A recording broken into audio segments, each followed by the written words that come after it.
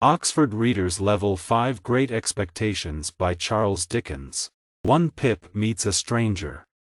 My first name was Philip, but when I was a small child I could only manage to say Pip. So Pip was what everybody called me.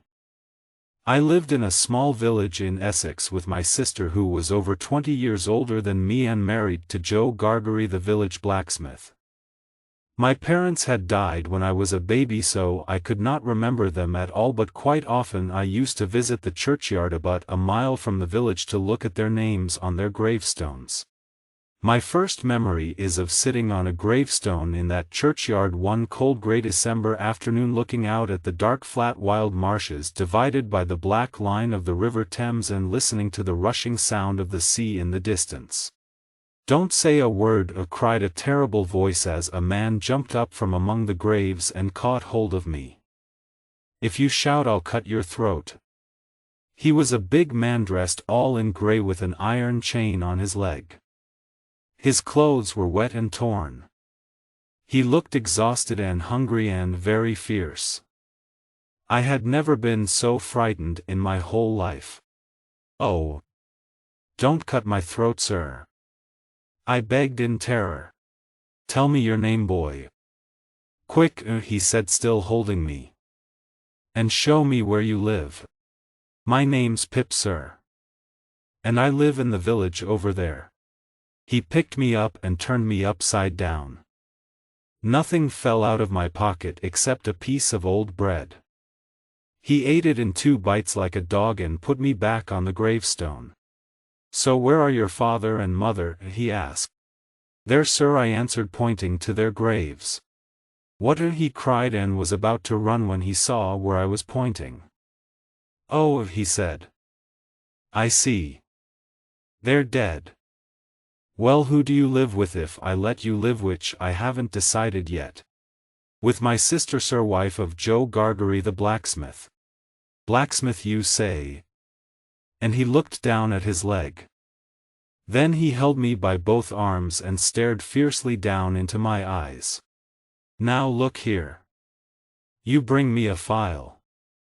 You know what that is. And you bring me some food.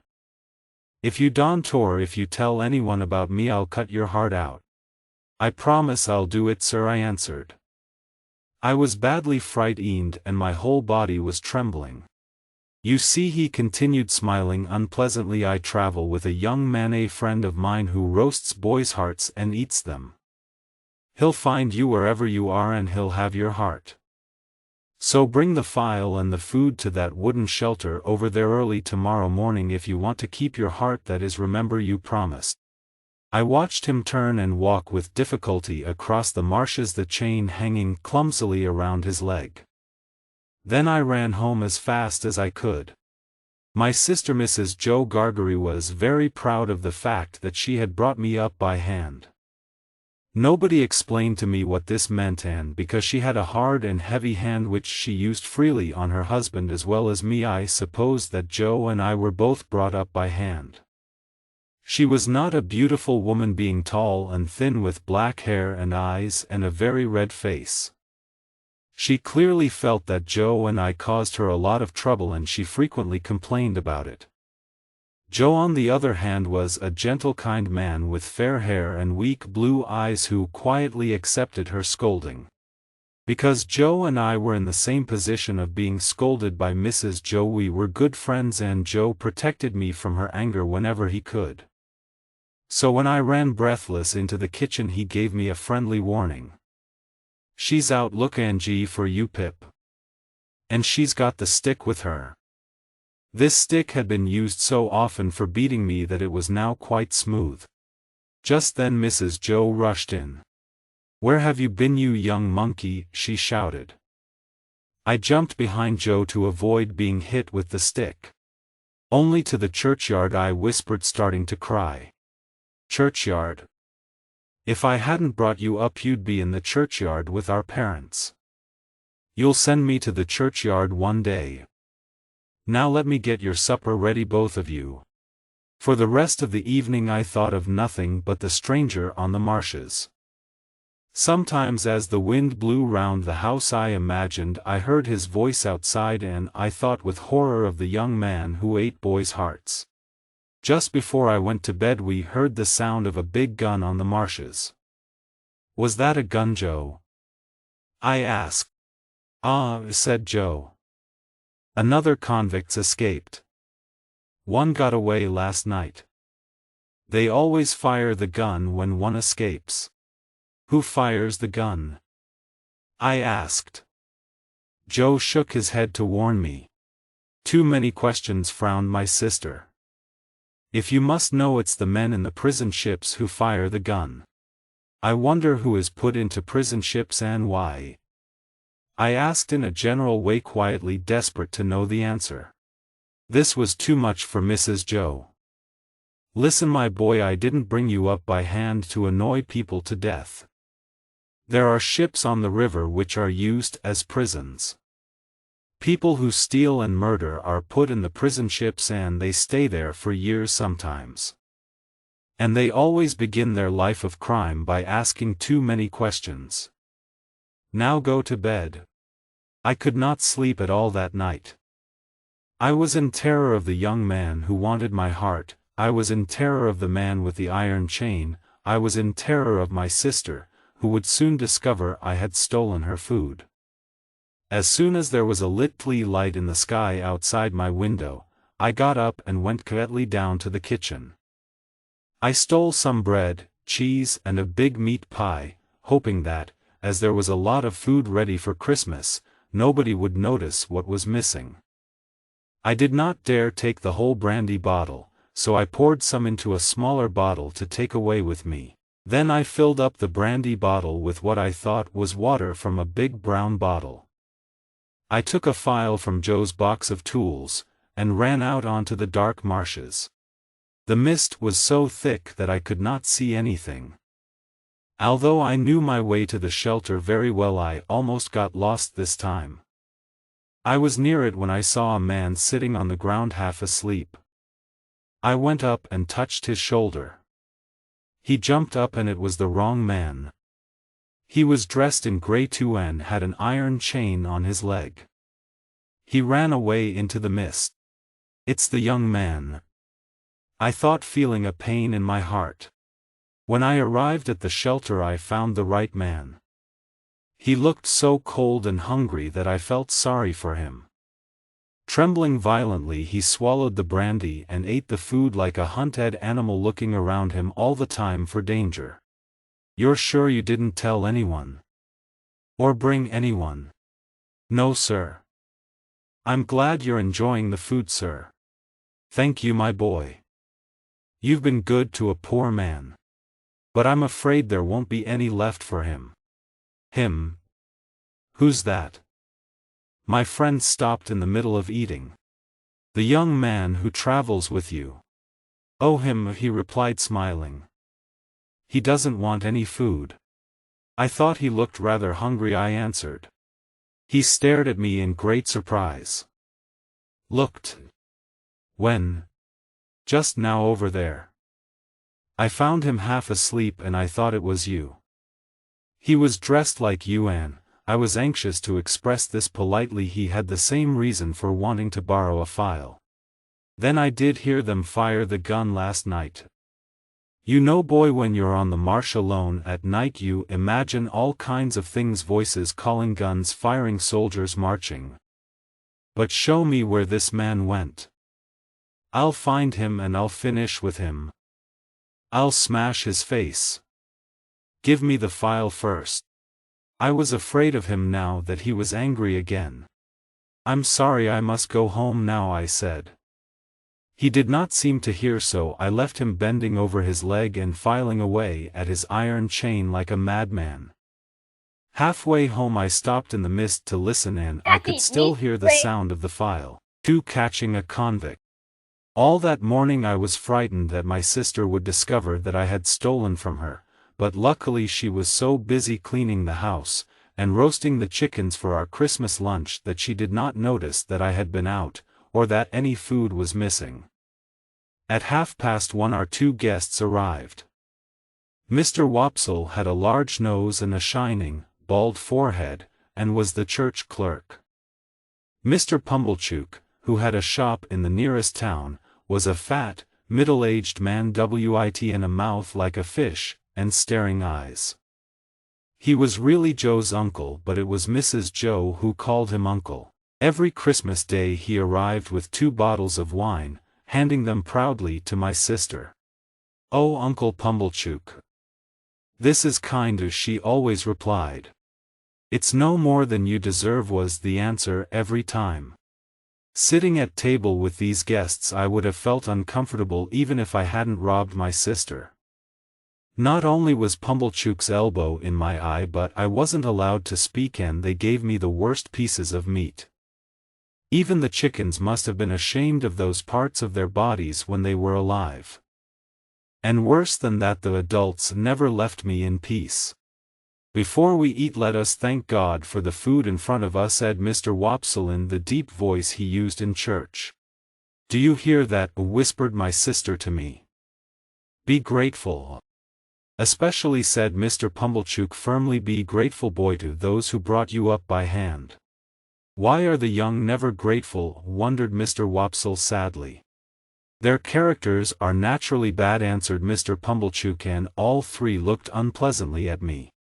When there were guests, Joe's position was even lower than usual if that was possible, but he always tried to help me if he could.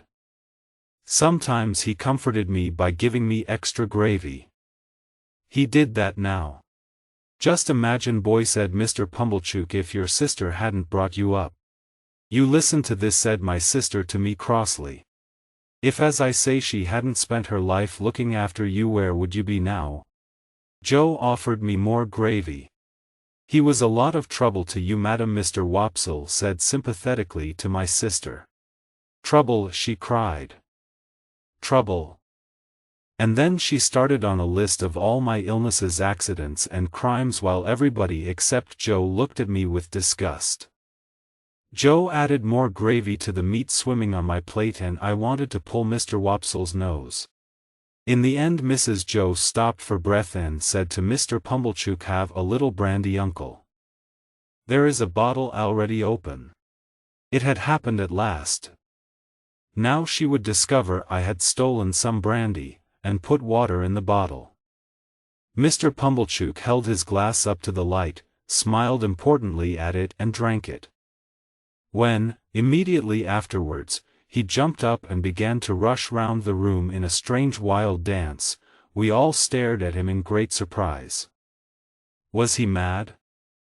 I wondered if I had murdered him, but if so, how? At last he threw himself gasping into a chair, crying, "Medicine." Then I understood. Instead of filling up the brandy bottle with water, I had put Mrs. Joe's strongest and most unpleasant medicine in by mistake. That was what the big brown bottle contained. "But how could my medicine get into a brandy bottle?" asked my sister. Fortunately she had no time to find the answer, as Mr. Pumblechook was calling for a hot rum to remove the taste of the medicine. "And now," she said when the fat man was calmer, "you must all try Uncle Pumblechook's present to us. A really delicious meat pie." "That's right, Mrs. Joe," said Mr. Pumblechook, looking more cheerful now. "Bring in the pie." "You shall have some, Pip," said Joe kindly. I knew what would happen next. I could not sit there any longer. I jumped down from the table and ran out of the room. But at the front door I ran straight into a group of soldiers. Mrs. Joe was saying as she came out of the kitchen, "The pie has gone," but stopped when she saw the soldiers. "Excuse me, ladies and gentlemen," said the officer in charge. "I'm here in the king's name, and I want the blacksmith." "And why do you want him?" said my sister crossly. "Madam," replied the officer politely, "speaking for myself, I'd like the pleasure of meeting his fine wife." "Speaking for the king, I'd like him to repair these handcuffs." "Ah, very good," said Mr. Pumblechook, clapping. The soldiers waited in the kitchen while Joe lit the forge fire and started work. I began to feel better now that everyone had forgotten the missing pie. "How far are we from the marshes?" asked the officer. "About a mile," replied Mrs. Joe. "That's good. We'll catch them before it's dark." "Convicts, officer?" asked Mr. Wopsle. "Yes, 2 escaped convicts out on the marshes." "Has anyone here seen them?" The others all shook their heads. "Nobody asked me." When the handcuffs were ready, Joe suggested we should go with the soldiers, and as Mrs. Joe was curious to know what happened, she agreed. So Joe, Mr. Wopsle, and I walked behind the men through the village and out onto the marshes. "I hope we don't find those poor men, Joe," I whispered. "I hope not either, Pip," he whispered back. It was cold with an east wind blowing from the sea and it was getting dark. Suddenly we all stopped. We heard shouts in the distance. "This way!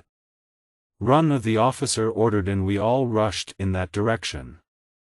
The shouts became clearer. "Murder! Escaped convict! Help!" At last we discovered 2 men fighting each other. One was my convict and the other was the man who had run away when I had seen him near the shelter. Somehow the soldiers held the men apart and put the handcuffs on them. "Here he is, I'm holding him for you," shouted my convict. "Officer, he tried to murder me," cried the other man. His face was bleeding and he was clearly very frightened. "Murder him?" "No," said the first, "that would be too easy. I want him to suffer more back on the prison ship. He's lying as he did at our trial. You can't trust Compayson." Just then he noticed me for the first time. I shook my head at him to show that I had not wanted the soldiers to find him. He stared at me, but I did not know if he understood or not. The prisoners were taken to the riverside where a boat was waiting to take them on to the prison ship. Just as he was about to leave, my convict said, "Officer, after my escape I stole some food from the blacksmith's house. Bread, cheese, brandy, and a meat pie. I'm sorry I ate your pie, blacksmith." "I'm glad you did," replied Joe kindly. "We don't know why you're a convict, but we wouldn't want you to die of hunger." The man rubbed his eyes with the back of his dirty hand. We watched the small boat carry him out to the middle of the river where the great black prison ship stood high out of the water, held by its rusty chains. He disappeared into the ship and I thought that was the last I had seen of him. 3. An opportunity for Pip. I always knew I would be apprenticed to Joe as soon as I was old enough, and so I used to spend most of the day helping him in the forge. However, I also attended the village evening school, which was organized by an ancient relation of Mr. Wopsle's. Her teaching mostly consisted of falling asleep while we children fought each other, but Mr. Wopsle's young cousin, Biddy, tried to keep us under control and teach us to read, write and count. Mr. Wopsle examined us every 3 months. In fact, he did not ask us any questions at all, but read aloud from Shakespeare, waving his arms dramatically and enjoying the sound of his own voice. One night about a year after the escaped convicts had been caught, I was sitting by the kitchen fire writing a letter to Joe. I didn't need to because he was sitting right next to me, but I wanted to practice my writing. After an hour or 2 of hard work I passed this letter to him. "Pip, old boy," cried Joe, opening his kind blue eyes very wide. "What a lot you've learnt. Here's a J and an O, that's for Joe, sent it, Pip." I wondered whether I would have to teach Joe from the beginning, so I asked, "How do you write Gargery, Joe?" "I don't write it at all," said Joe. "But you know I am fond of reading. Give me a good book or newspaper, a good fire, and I ask no more." "Well, when you come to a J and an O, how interesting reading is. Didn't you ever go to school, Joe, when you were young?" "No, Pip. You see, my father drank a lot, and when he drank he used to hit my mother and me too sometimes. So she and I ran away from him several times. And she used to say, 'Now Joe, you can go to school.' But my father had such a good heart that he didn't want to be without us. So he always came to find us and took us home and hid us. So you see, Pip, I never learnt much. Poor Joe. But remember, Pip, my father had a good heart. I wondered about that but said nothing. He let me become a blacksmith, which was his job too, only he never worked at it. I earned the money for the family until he died. And listen to this, Pip, I wanted to put this on his gravestone. Whatever the fault he had from the start. Remember, reader, he had a good heart. Did you invent that yourself, Joe? I asked, surprised. I did, said Joe proudly. It came to me in a moment. From my own head. But, Pip, sad to say, there wasn't enough money for the gravestone. My poor mother needed it. In bad health she was. She died soon after. Found peace at last. Joe's blue eyes were watery. I was lonely then and I met your sister. Now, Pip, Joe looked firmly at me because he knew I was not going to agree with him. Your sister is a fine woman. I could think of nothing better to say than I'm glad you think so, Joe. So am I, said Joe. I'm glad I think so. Very kind of her bringing you up by hand. Such a tiny baby you were.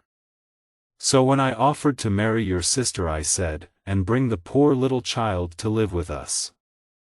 There's room for him at the forge. I put my arms round Joe's neck and cried into his shirt. Don't cry, old boy, he said. Always the best of friends, you and me. As I dried my tears, he continued, so here we are, Pip. Now if you teach me a bit, and I warn you now that I'm very stupid, Mrs. Joe must never know. And why? Because she likes to be in charge, you know, giving the orders. Joe, I asked, why don't you ever rebel? Well, said Joe, to start with, your sister's clever. And I'm not. And another thing, and this is serious, old boy, when I think of my poor mother's hard life, I'm afraid of not behaving right to a woman. So I'd much rather seem a bit weak with Mrs. Joe than shout at her or hurt her or hit her. I'm just sorry she scolds you as well, Pip, and hits you with the stick. I wish I could take all the scolding myself. But there it is, Pip. Just then we heard the sound of a horse on the road. Mrs. Joe and Uncle Pumblechook were returning from market. The carriage arrived, and in a rush of cold air they were in the kitchen. Now, said Mrs. Joe excitedly, throwing off her cloak, if this boy isn't grateful tonight he never will be. She's offering the boy a great opportunity, agreed Pumblechook. Trying to look grateful, I looked at Joe, making the word she with my lips. He clearly did not know either. You were speaking of a she, he said politely to them. She is a she, I suppose, Mrs. Joe replied crossly. Unless you call Miss Havisham a he. And even you wouldn't do that. The rich Miss Havisham who lives all alone in the big house in town, asked Joe. There aren't any other Miss Havishams that I know of. She wants a boy to go and play there.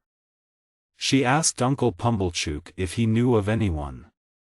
And Uncle Pumblechook, thinking of us as he always does, suggested this boy. And what's more, Uncle Pumblechook, realizing that this boy's fortune may be made by going to Miss Havisham's, has offered to take him into town tonight in his carriage and let him sleep in his own house and deliver him tomorrow to Miss Havisham's. And just look, she cried, catching hold of me. Look at the dirt on this bye. I was washed from top to toe in Mrs. Joe's usual violent manner and handed over in my tightest Sunday clothes to Mr. Pumblechook. In the carriage taking me into town I cried a little. I had never been away from Joe before, and I had no idea what was going to happen to me at Miss Havisham's.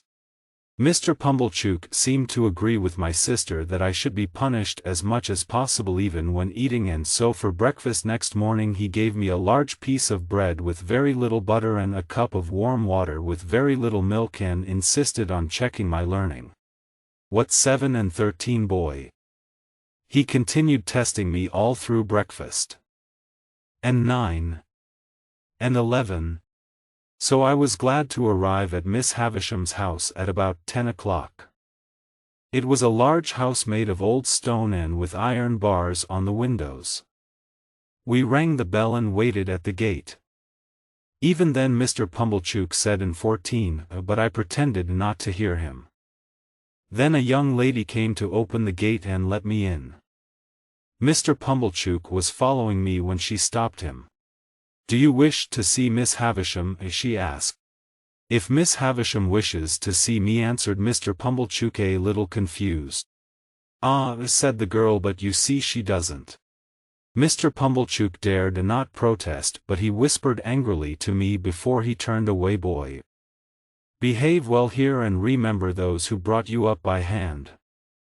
I thought he would come back and call through the gate and 16, but he did not. The young lady took me through the untidy garden to the house. Although she called me boy, she was the same age as me, but she seemed much older than me. She was beautiful and as proud as a queen. We went through many dark passages until we reached a door where she left me, taking her candle with her. I knocked at the door and was told to enter. I found myself in a large room, where the curtains were closed to allow no daylight in, and the candles were lit. In the center of the room, sitting at a table, was the strangest lady I have ever seen, or shall ever see. She was wearing a wedding dress made of rich material. She had a bride's flowers in her hair, but her hair was white.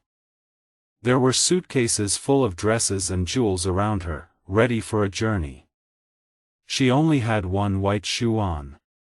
Then I realized that over the years the white wedding dress had become yellow, and the flowers in her hair had died, and the bride inside the dress had grown old.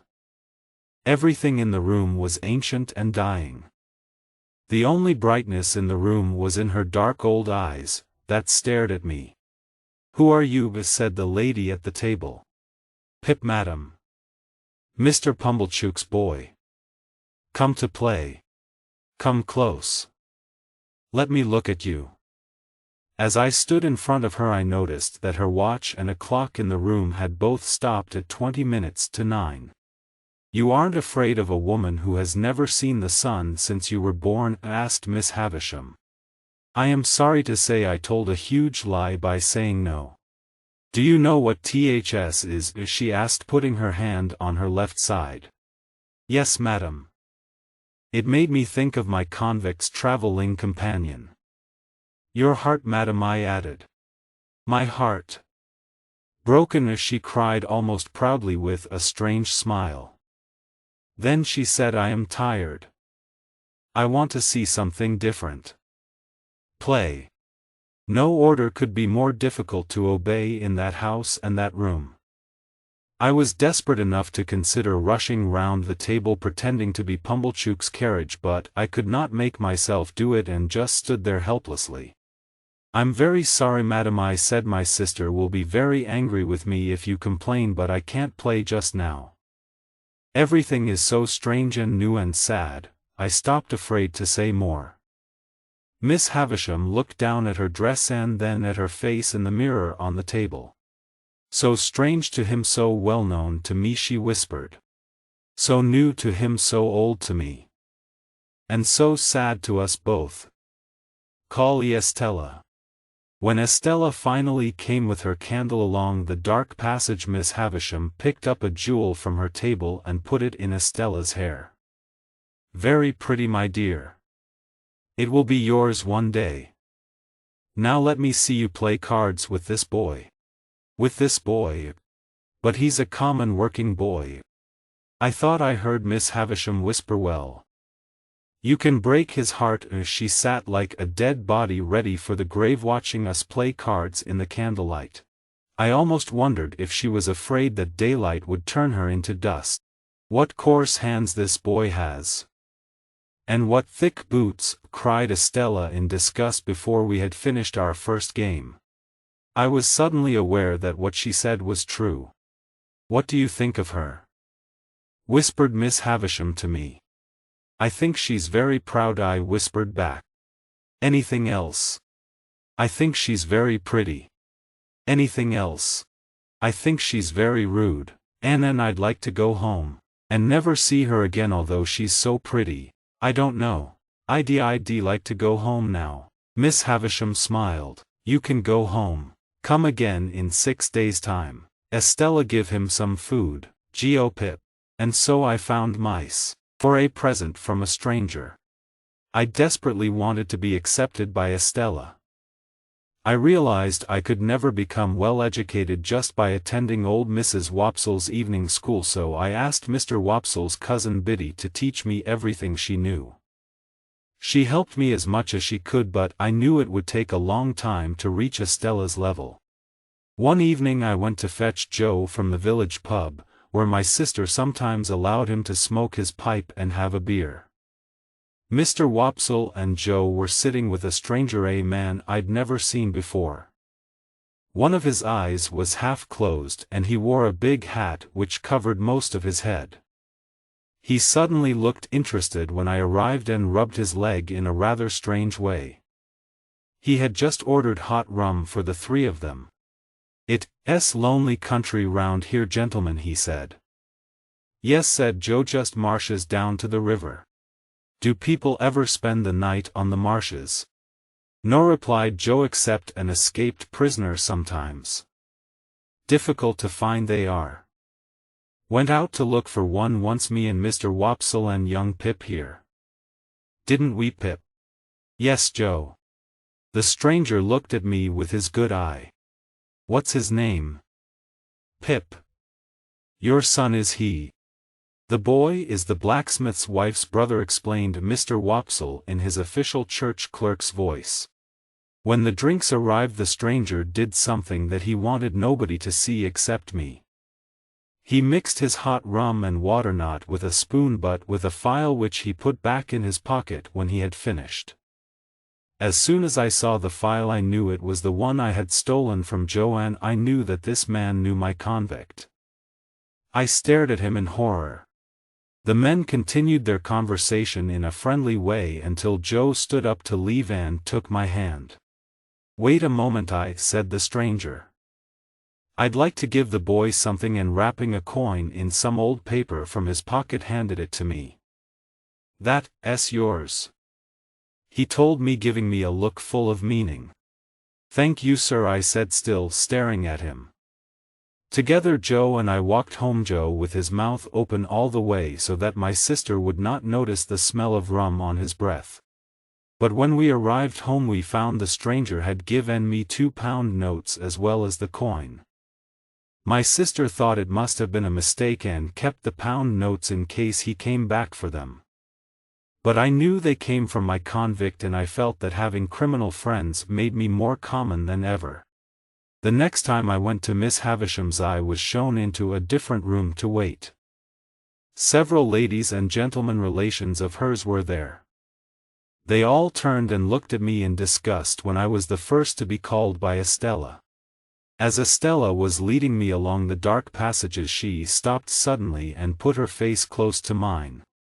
"Look at me, boy. Am I pretty?" "Yes, I think you're very pretty." "Am I rude to you?" "Not as much as last time." She hit my face as hard as she could. "Now you coarse little boy, what do you think of me?" "I won't tell you." "Why don't you cry again, you fool?" "Because I'll never cry for you again," I said, which was a very false promise because I was crying inside at the time, and only I know how much I cried for her later. On our way upstairs we met a gentleman coming down in the dark. He was a large heavy man with a very dark skin, sharp eyes, and a huge head almost bald on the top. His hands smelt strongly of perfumed soap. I didn't know then how important he would be later on in my life. "Who's this?" he asked Estella, stopping to look at me. "A local boy. Miss Havisham sent for him," she replied. "Well, in my experience most boys are bad," he said to me. "Behave yourself." He bit the side of his large finger as he frowned at me and then continued downstairs. This time Miss Havisham was in another room which I had not seen before. All the furniture was covered in dust. In the candlelight I could see a long table in the middle of which was a large yellow shape with hundreds of insects feeding off it. "This," said Miss Havisham pointing to the table, "is where they will put me when I'm dead. I'll lie on the table and my relations can come and look at me." She put a bony hand on my shoulder, but I didn't want her to touch me. I was afraid she would die there and then. "And that," she added, pointing to the yellow shape, "that was my wedding cake. Mine." She looked all round the room angrily. "Come," she said suddenly. "Help me walk round the room. And call Estella." I held her arm to support her as she walked. We were still going slowly and painfully round the room when Estella brought in the relations who had been waiting downstairs. They stood watching us at the door. I thought they blamed me for Miss Havisham's cold manner towards them. "Dear Miss Havisham," said one of the ladies lovingly. "How well you look." "I do not," replied Miss Havisham sharply. "I am yellow skin and bone." "How could Miss Havisham look well after all her suffering?" said a second lady quickly. "Impossible. What a silly idea. And how are you, Miss Havisham?" asked this lady. As we were close to her then I would have stopped, but Miss Havisham insisted on walking past. That it seemed rather rude. "Not well at all," said this lady sadly. "I don't want to talk too much about my feelings, but well, I often lie awake at night thinking of you, dear Miss Havisham." "Well, don't," said Miss Havisham crossly as we hurried past the little group again. "I'm afraid I can't stop myself. I often wish I were less sensitive and loving. But that's my character and I have to live with it." And she started crying softly. "Look at Matthew now," she added through her tears. "Matthew never comes to see dear Miss Havisham, but I dash." When she heard Matthew's name, Miss Havisham stopped walking and stood looking at the speaker, who suddenly became silent. "Matthew will come in the end," said Miss Havisham firmly, "when I die and am laid on that table. You will stand around and look at me, you here, you there, you next to her, you two there. Now you know where to stand. And now go." The ladies and gentlemen went slowly out of the room, some protesting quietly that they had not seen enough of their dear relation. When they had all gone, Miss Havisham said to me, "This is my birthday, Pip. I don't allow anyone to speak of it. My relations always come on this day once a year. This day long before you were born was my wedding day. Perhaps I shall die on this day too.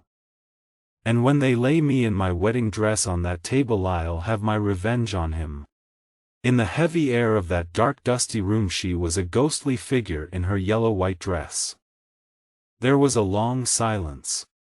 As usual I left the house and walked towards the gate, but this time something strange happened. In the garden I met a pale young gentleman with fair hair. "Hello," he said. "Come and fight. This way." I was so surprised that I followed him without a word. "Wait a minute," he said, turning round quickly. "I must give you a reason for fighting. There it is." And he pulled my hair, then pushed his head hard into my stomach. I was ready to fight him after this, but he danced about so much that I couldn't get close to him. "Follow the laws of the game," he said eagerly, preparing himself for our fight. He seemed to know so much about fighting that I was very surprised when I knocked him down with my first hit and then again with my second. He always got up immediately and seemed very glad to be fighting in the correct manner. I admired him greatly for his bravery and his cheerfulness. Finally he had to agree I had won and we said goodbye.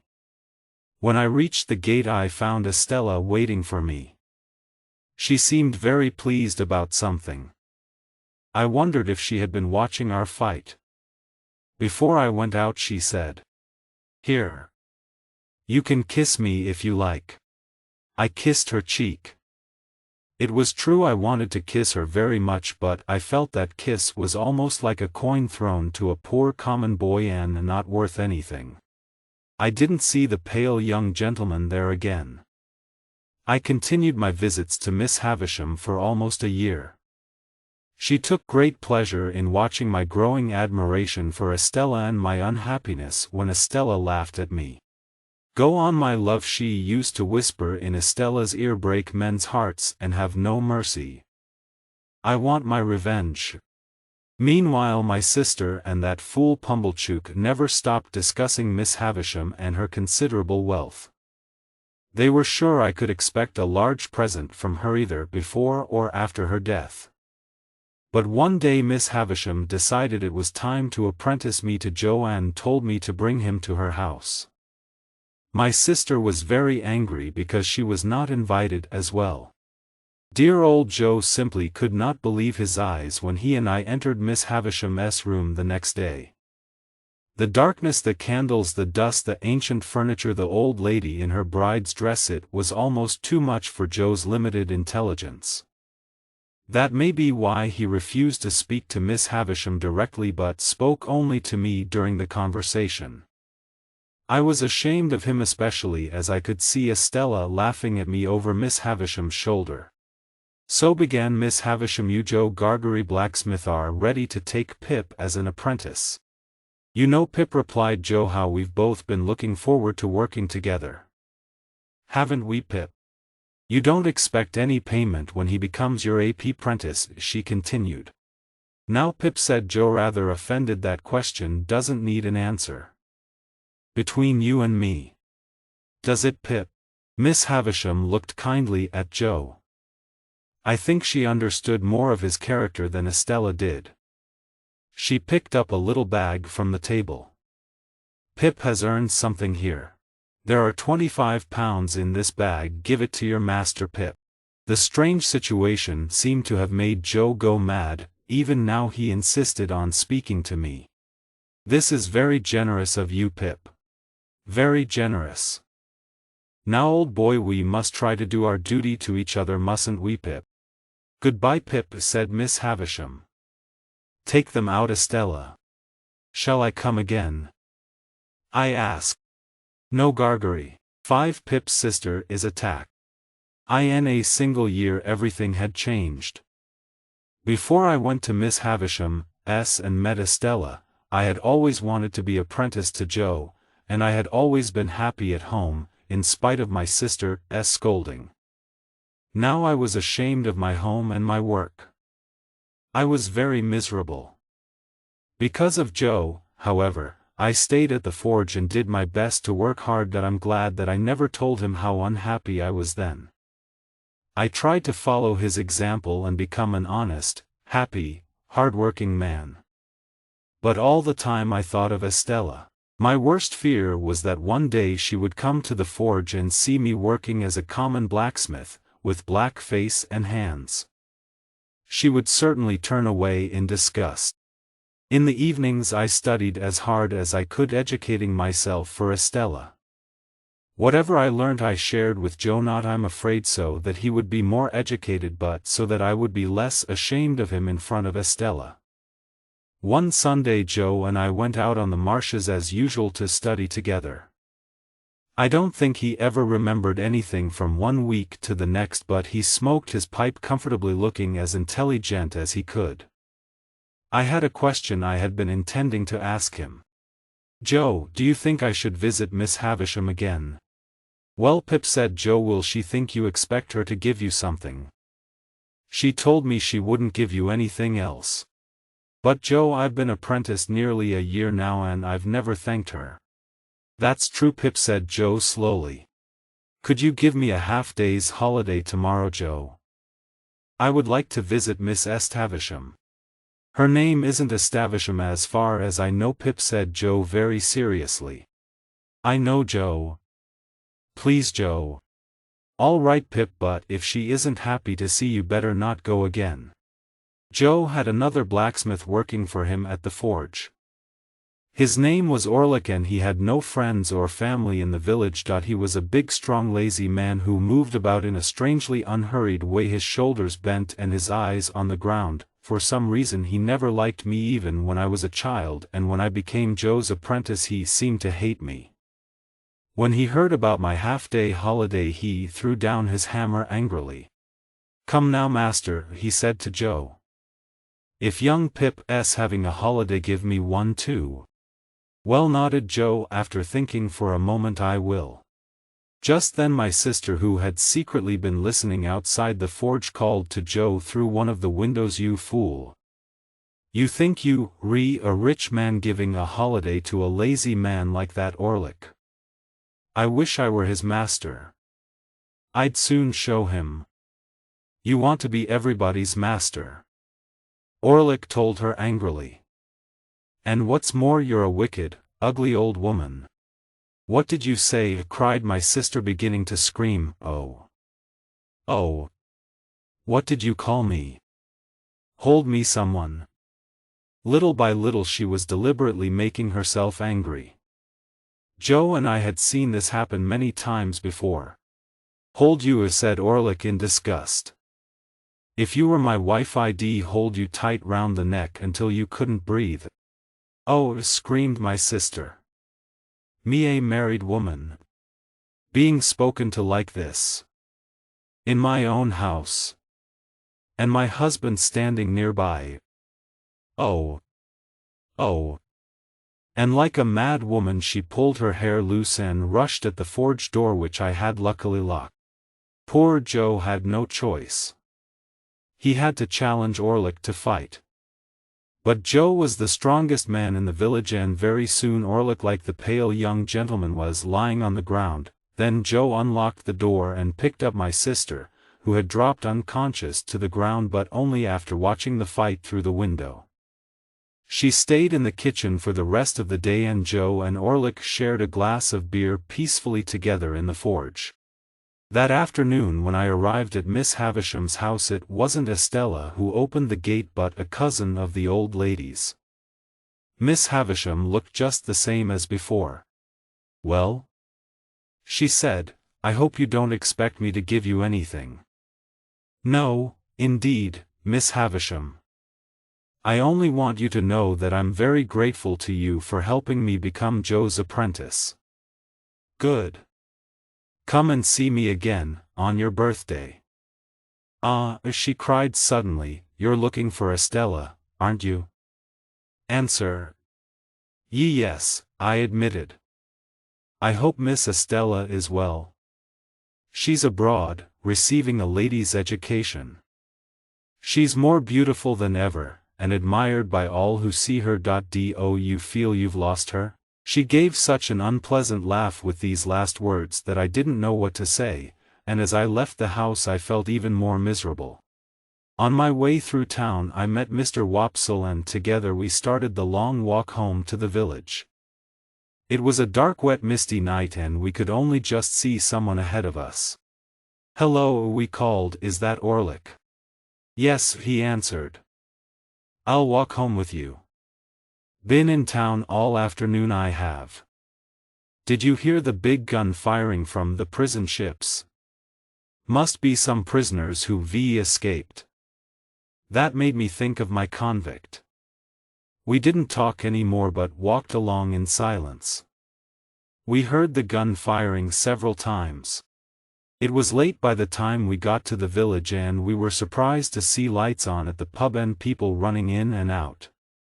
Mr. Wopsle went in to discover what was happening, and after a few minutes rushed out calling something wrong up at the forge. "Pip, run.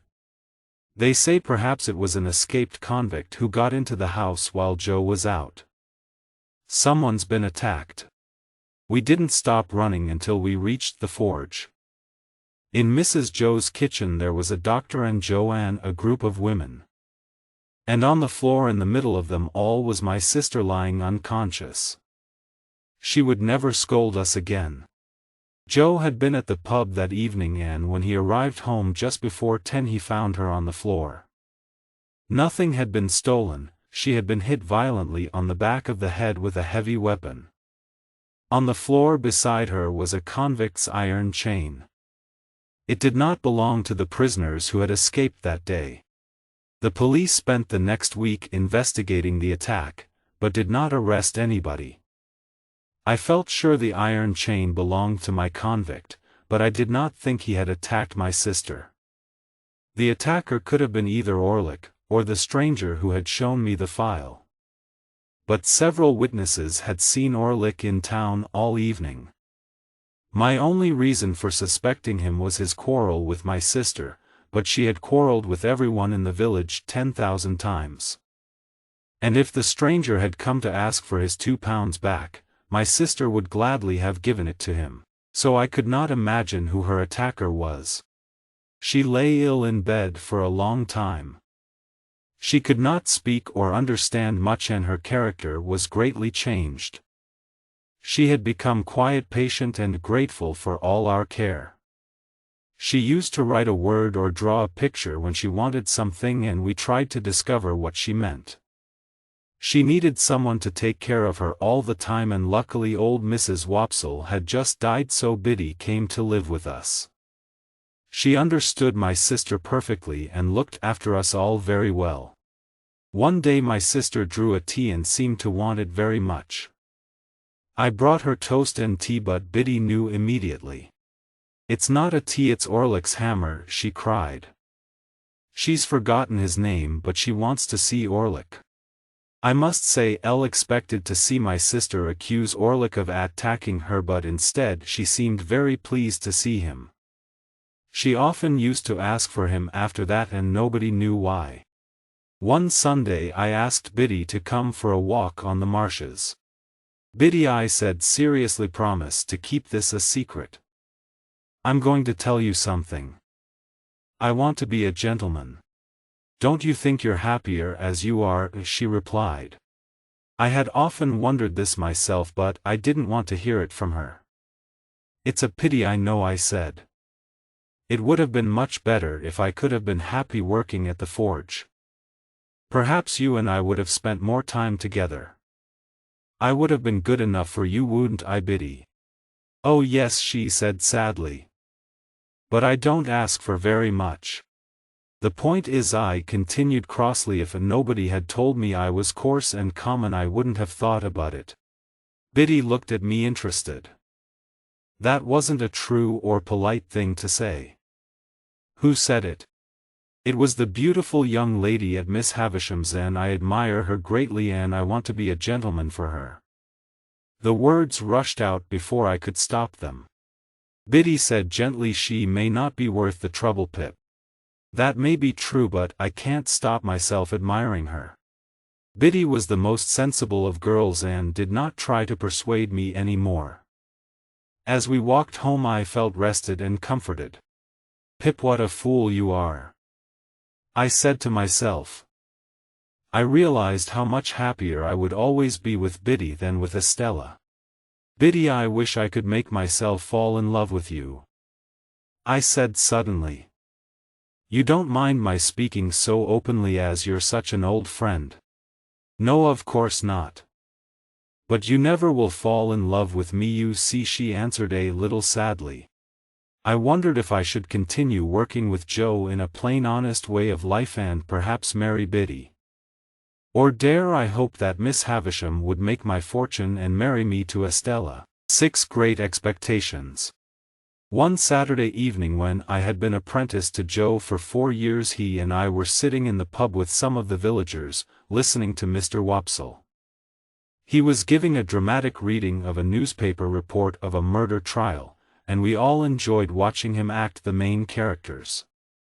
His witnesses were old and feeble, his lawyers were clever and sharp-eyed, and his accused was a violent, wicked murderer.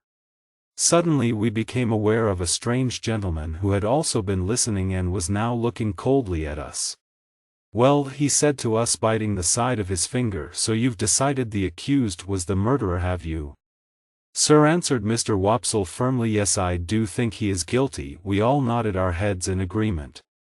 "But," said the stranger, "do you or do you not know that the law of England supposes every man to be innocent until he is proved to be guilty?" "Sir," began Mr. Wopsle, "as an Englishman myself I dash." "Come, miss," said the stranger, "don't avoid the question. Either you know it or you don't know it. Which is it?" "Of course I know it," answered poor Mr. Wopsle. "Then why didn't you say so at first?" "Another question. Do you know that this trial isn't finished yet?" Mr. Wopsle hesitated, and we all began to have a rather bad opinion of him. "And you were going to say that the accused was guilty before the end of the trial, before he has been proved guilty?" We realized that the unfortunate Wopsle had no understanding of the law, or indeed anything at all. Now the stranger stood in front of our little group. "I'm looking for the blacksmith Joe Gargery," he said, "and his apprentice Pip." He did not recognize me, but I knew he was the gentleman I had met on the stairs when visiting Miss Havisham. There was even the same smell of perfumed soap on his large hands. "I want to speak to you two in private," he said, and so Joe and I left the pub and walked home with him.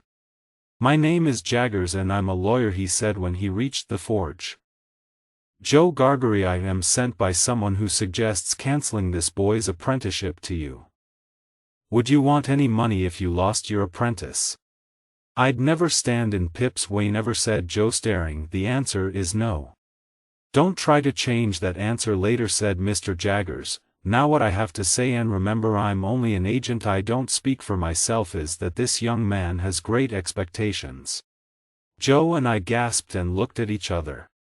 "I have been told to say that he will be very rich when he is older. In addition, the person who sent me wants the young man to be removed from his home and educated as a gentleman who expects to inherit a fortune." My dream had come true. Miss Havisham was making me rich. "Now, Mr. Pip," continued the lawyer, "there are two conditions. The first is that you always use the name of Pip. The second is that the name of the person who has been so generous to you must remain a secret until that person chooses to tell you. You are forbidden to ask any questions or try to discover who the person is. Do you accept these conditions?" My heart was beating fast as I whispered yes. "Now to details. I have been given enough money for you to live the life of a gentleman in London while you are studying. You will come to me to ask for whatever you need. I suggest Mr. Matthew Pocket as a teacher." I remembered that was the name of one of Miss Havisham's relations, the one who did not visit her often. "You must buy some new clothes. Shall I leave you £20? He counted 20 coins out of his large purse onto the table. "And when can you come to London?" "Next Saturday." I agreed, feeling very confused. He looked at Joe, who seemed even more confused. "Well, Joe Gargery, perhaps I only say perhaps I promise nothing," he said, throwing his purse carelessly from one hand to another. "Perhaps I have been told to give you a present when you lose your apprentice." Joe put his great strong hand on my shoulder in the gentlest possible way. "Pip can go freely to fortune and happiness, he knows that. But if you think that money can ever pay me back for losing the little child who came to the forge and always the best of friends—" He could not continue. "Dear good Joe, I was so ready to leave you and so ungrateful to you. I can see you now with your strong blacksmith's arm in front of your eyes and your shoulders shaking and tears on your cheeks. But at the time I was so excited by my good luck that I forgot what I owed to Joe." Mr. Jaggers clearly thought Joe was a fool for refusing money and left the house, reminding me to go straight to his office in London in a week's time. Joe told Biddy what had happened and both congratulated me. They were very quiet and sad at first because I would be leaving them, but I promised I would never forget them and would often return to visit them. Biddy tried to explain the good news to my sister, but the poor woman could not understand. As Joe and Biddy became a little more cheerful discussing my possible plans for the future, I became more miserable. Now that I could be a gentleman as I had always wished, I was not sure if I wanted to leave my home, which was full of happy memories. That week passed slowly. I took a last walk through the churchyard to the marshes. At least I need never think about my convict again. No doubt he was dead by now. I had something special to ask Biddy. Biddy, I said when we were alone, don't you think you could teach Joe a bit? What do you mean teach him? Asked Biddy. Well, I love dear old Joe more than anyone else, but his education and manners could be improved. Biddy opened her eyes very wide. Oh, she said, so his manners aren't good enough then? Oh, they're all right for here, but when I receive my fortune I'll want him to meet important people and behave correctly. Haven't you ever thought, asked Biddy, not looking at me, that he wouldn't want to meet important people? He wouldn't want to be taken away from this job that he does well and the village where he's loved.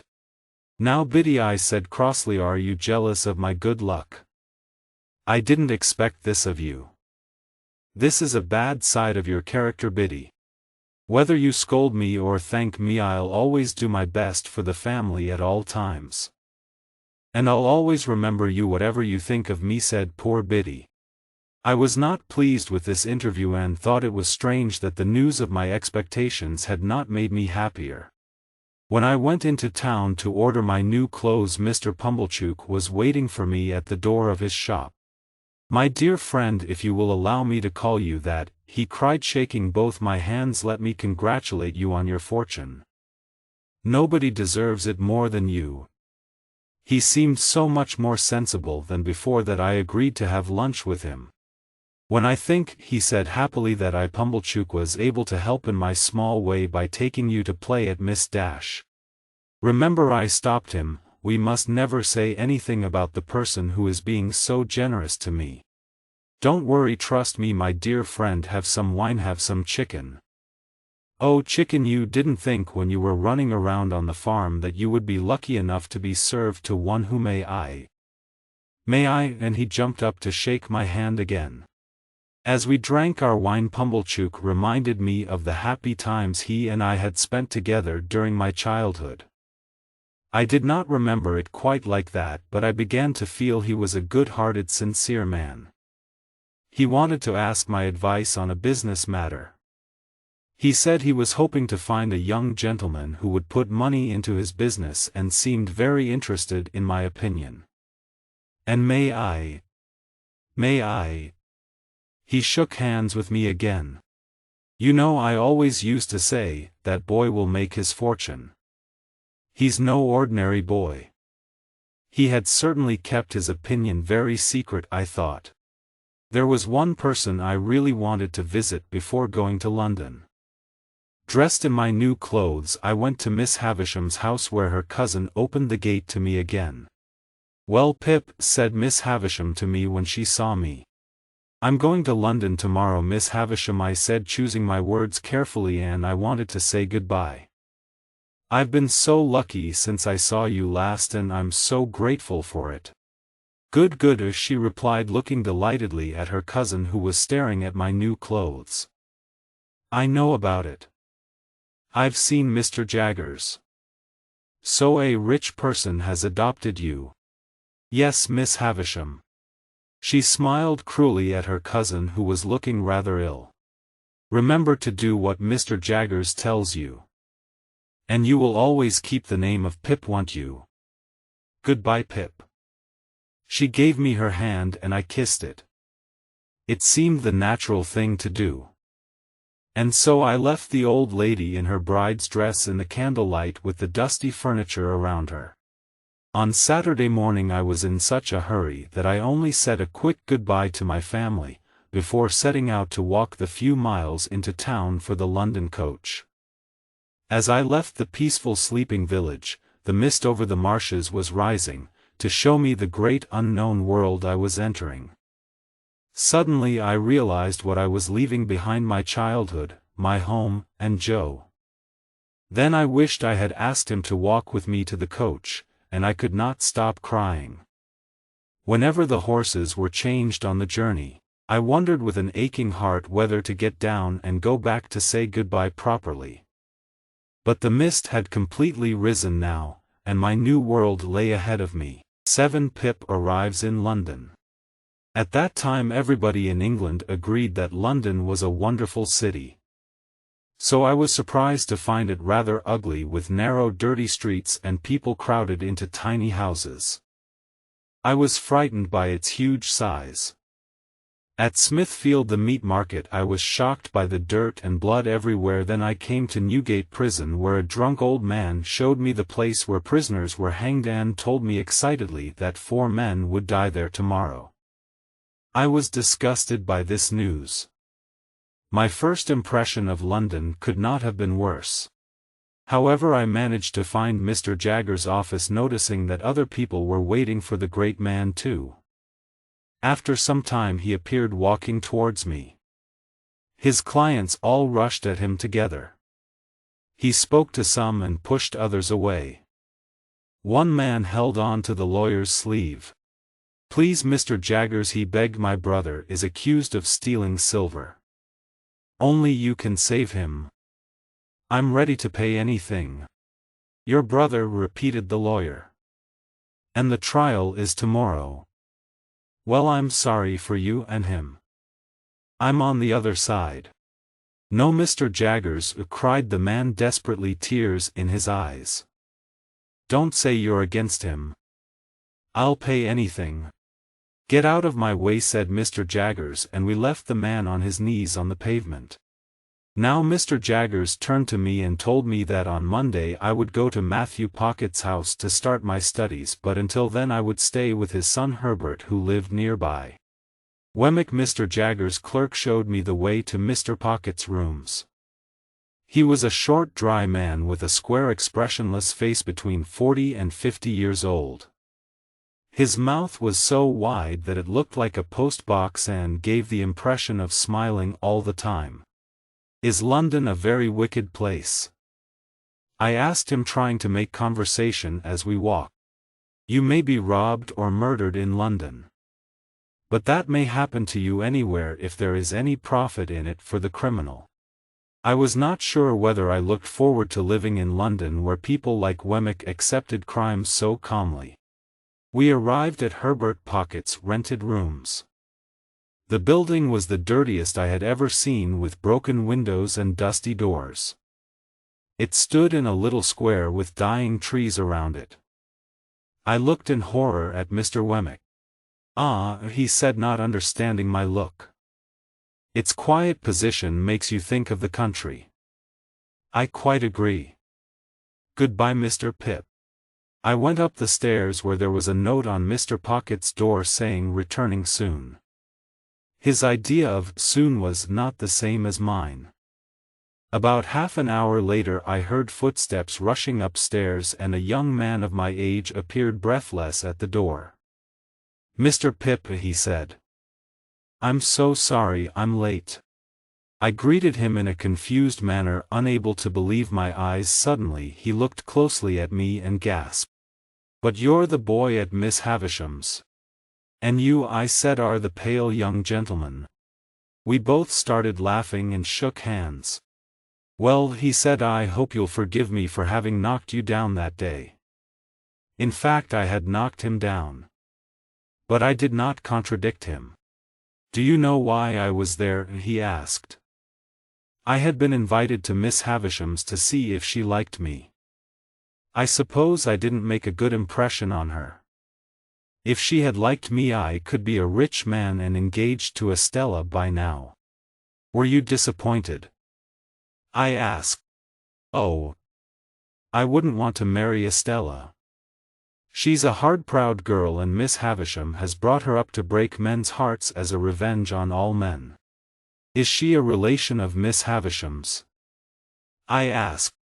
"No, only adopted." "Why were you at Miss Havisham's then?" "To make my fortune the same as you." "But I was lucky. You know, Mr. Jaggers is Miss Havisham's lawyer. It was kind of him to suggest that my father should teach you. My father is Miss Havisham's cousin, you know." Herbert Pocket made an excellent impression on me. He always spoke openly and honestly. There was nothing secret or mean in his character, and we soon became good friends. I told him of my past life in the village and my expectations.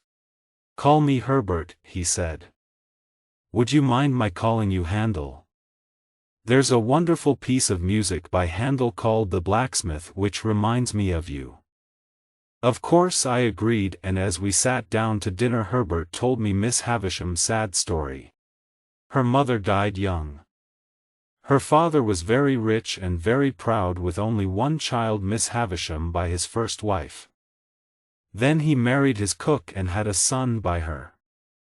This son, a half-brother to Miss Havisham, was a bad character and didn't inherit as much from his father as Miss Havisham did.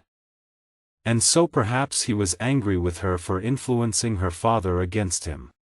Anyway, a certain man appeared, and pretended he was in love with Miss Havisham.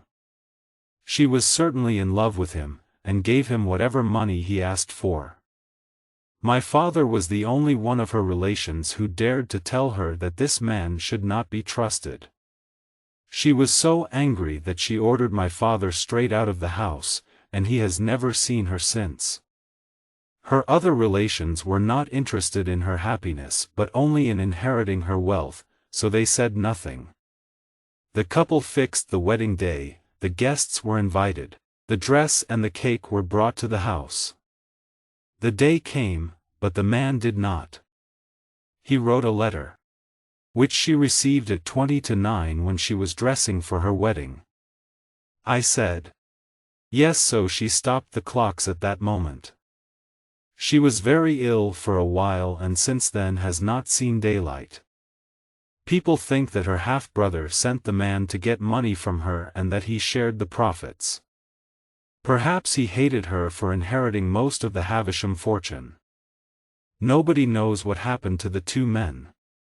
So now you know as much as I do. We talked of other things. I asked Herbert what his profession was. "Oh, working in the city," he said happily. "Insuring ships. There's a lot of money in that, you know. Huge profits." I began to think that Herbert must have greater expectations than I had. "Where are your ships at the moment?" I asked admiringly. "Oh, I haven't started yet. I'm working in a counting house just now.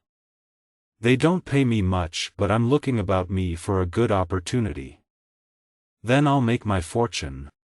Looking around the room at the old worn furniture, I realized that Herbert must be very poor.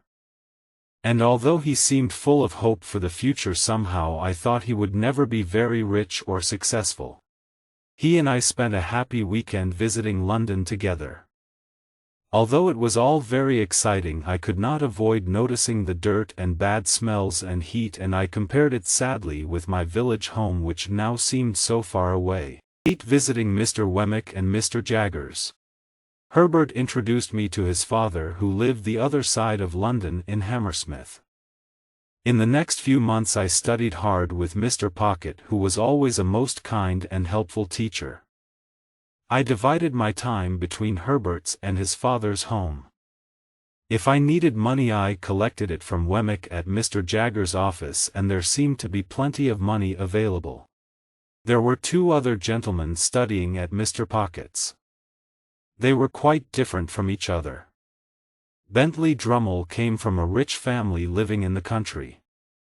He was lazy, proud, mean, and stupid. I much preferred Startop, who was a pleasant, sensitive young man.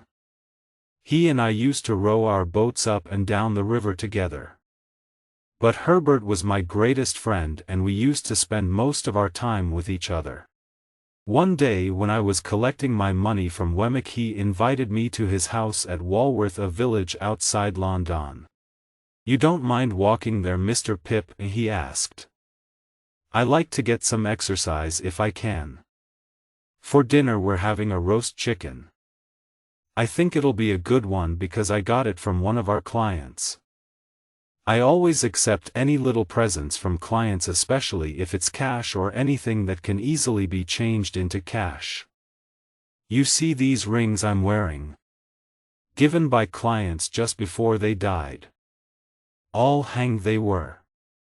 By the way, I hope you won't mind meeting my aged parent. No, of course not, I said quickly. You haven't had dinner with Mr. Jaggers yet. Wemmick continued. He's inviting you and the other 3 young gentlemen tomorrow. There'll be good food and drink at his house. But I'll tell you something, Mr. Pip. When you're there, look at his housekeeper. Why? I asked. Is there something strange about her? She's like a wild animal. But Mr. Jaggers has trained her. Oh yes. He's stronger and cleverer and more complicated than anyone else in London. And you know another strange thing about him, he never locks his doors or windows at night. Isn't he ever robbed? I asked in surprise. All the thieves in London know where he lives, but none of them would dare to rob him. They are all afraid of him, you see. They know he wouldn't rest until he had seen them hanged. He's a great man, Mr. Pip. Wemmick's house at Walworth was a tiny wooden house in the middle of a garden. On top of the roof was a small gun. We fire the gun at 9 o'clock every evening, said Wemmick proudly. And behind the house I call it the castle. I keep animals and grow my own vegetables. So in case of enemy attack we can always eat our own food. What do you think of it? I congratulated him on his home. He was clearly delighted to show a visitor all his ideas and improvements. I do everything myself, you know, he said. It helps me forget the office for a while. Would you mind being introduced to the aged now? He would like it very much. So we entered the castle, where we found a cheerful old man sitting by the fire. Well, aged parent, said Wemmick, how are you? Very well, John, replied the old man, nodding happily. Here's Mr. Pip, aged parent. Nod your head at him, Mr. Pip. He's completely deaf, but he likes to see people nod at him. This is a fine house of my son, sir, cried the old man, nodding back at me. It should be kept by the nation for the public to visit after my son's death. You're proud of it, aren't you, aged? Said Wemmick, his face losing all its usual hardness as he looked at the old man.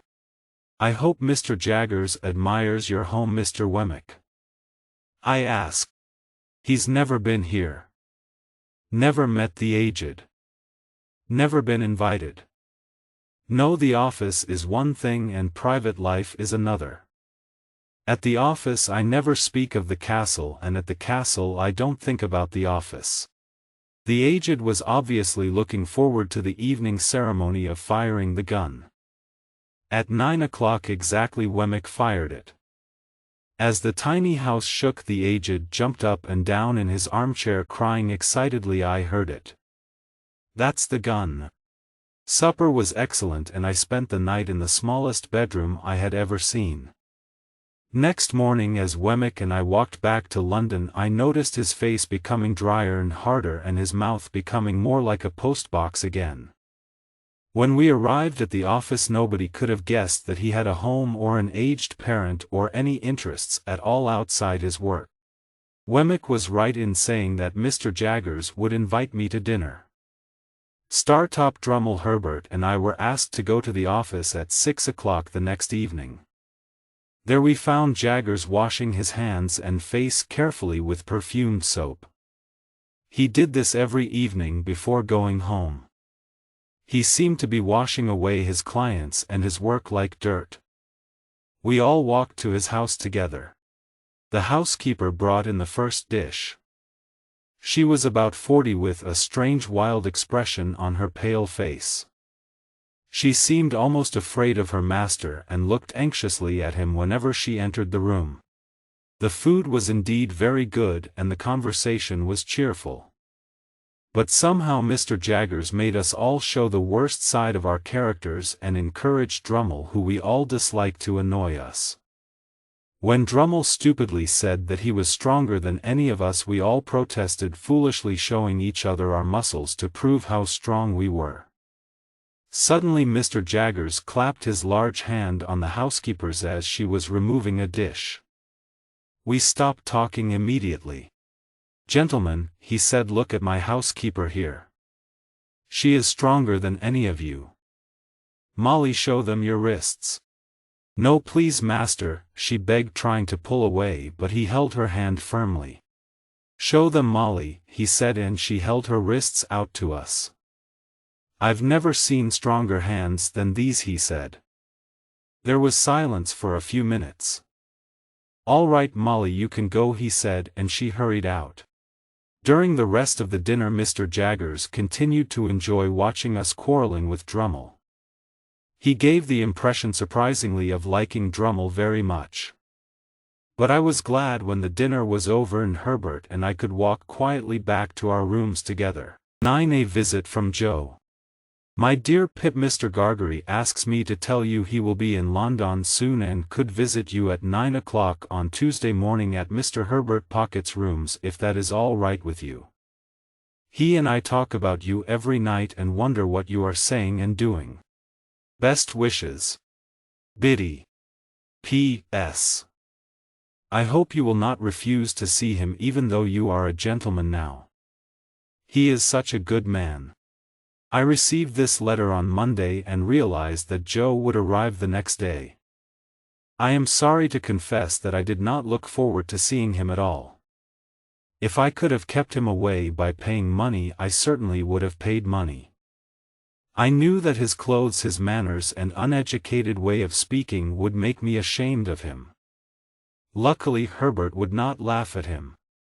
At 9 o'clock the next morning I heard Joe's clumsy boots on the stairs, and at last he entered Herbert's rooms. Pip, how are you, Pip? He shook both my hands together, his good honest face shining with happiness. I'm glad to see you, Joe. Give me your hat. But Joe insisted on holding it carefully in front of him. He was wearing his best suit, which did not fit him at all. Well, what a gentleman you are now, Pip. And you look wonderfully well, Joe. Yes, thank God. And your poor sister is no worse. And Biddy is as hard-working as ever. But Wopsle isn't our church clerk any longer.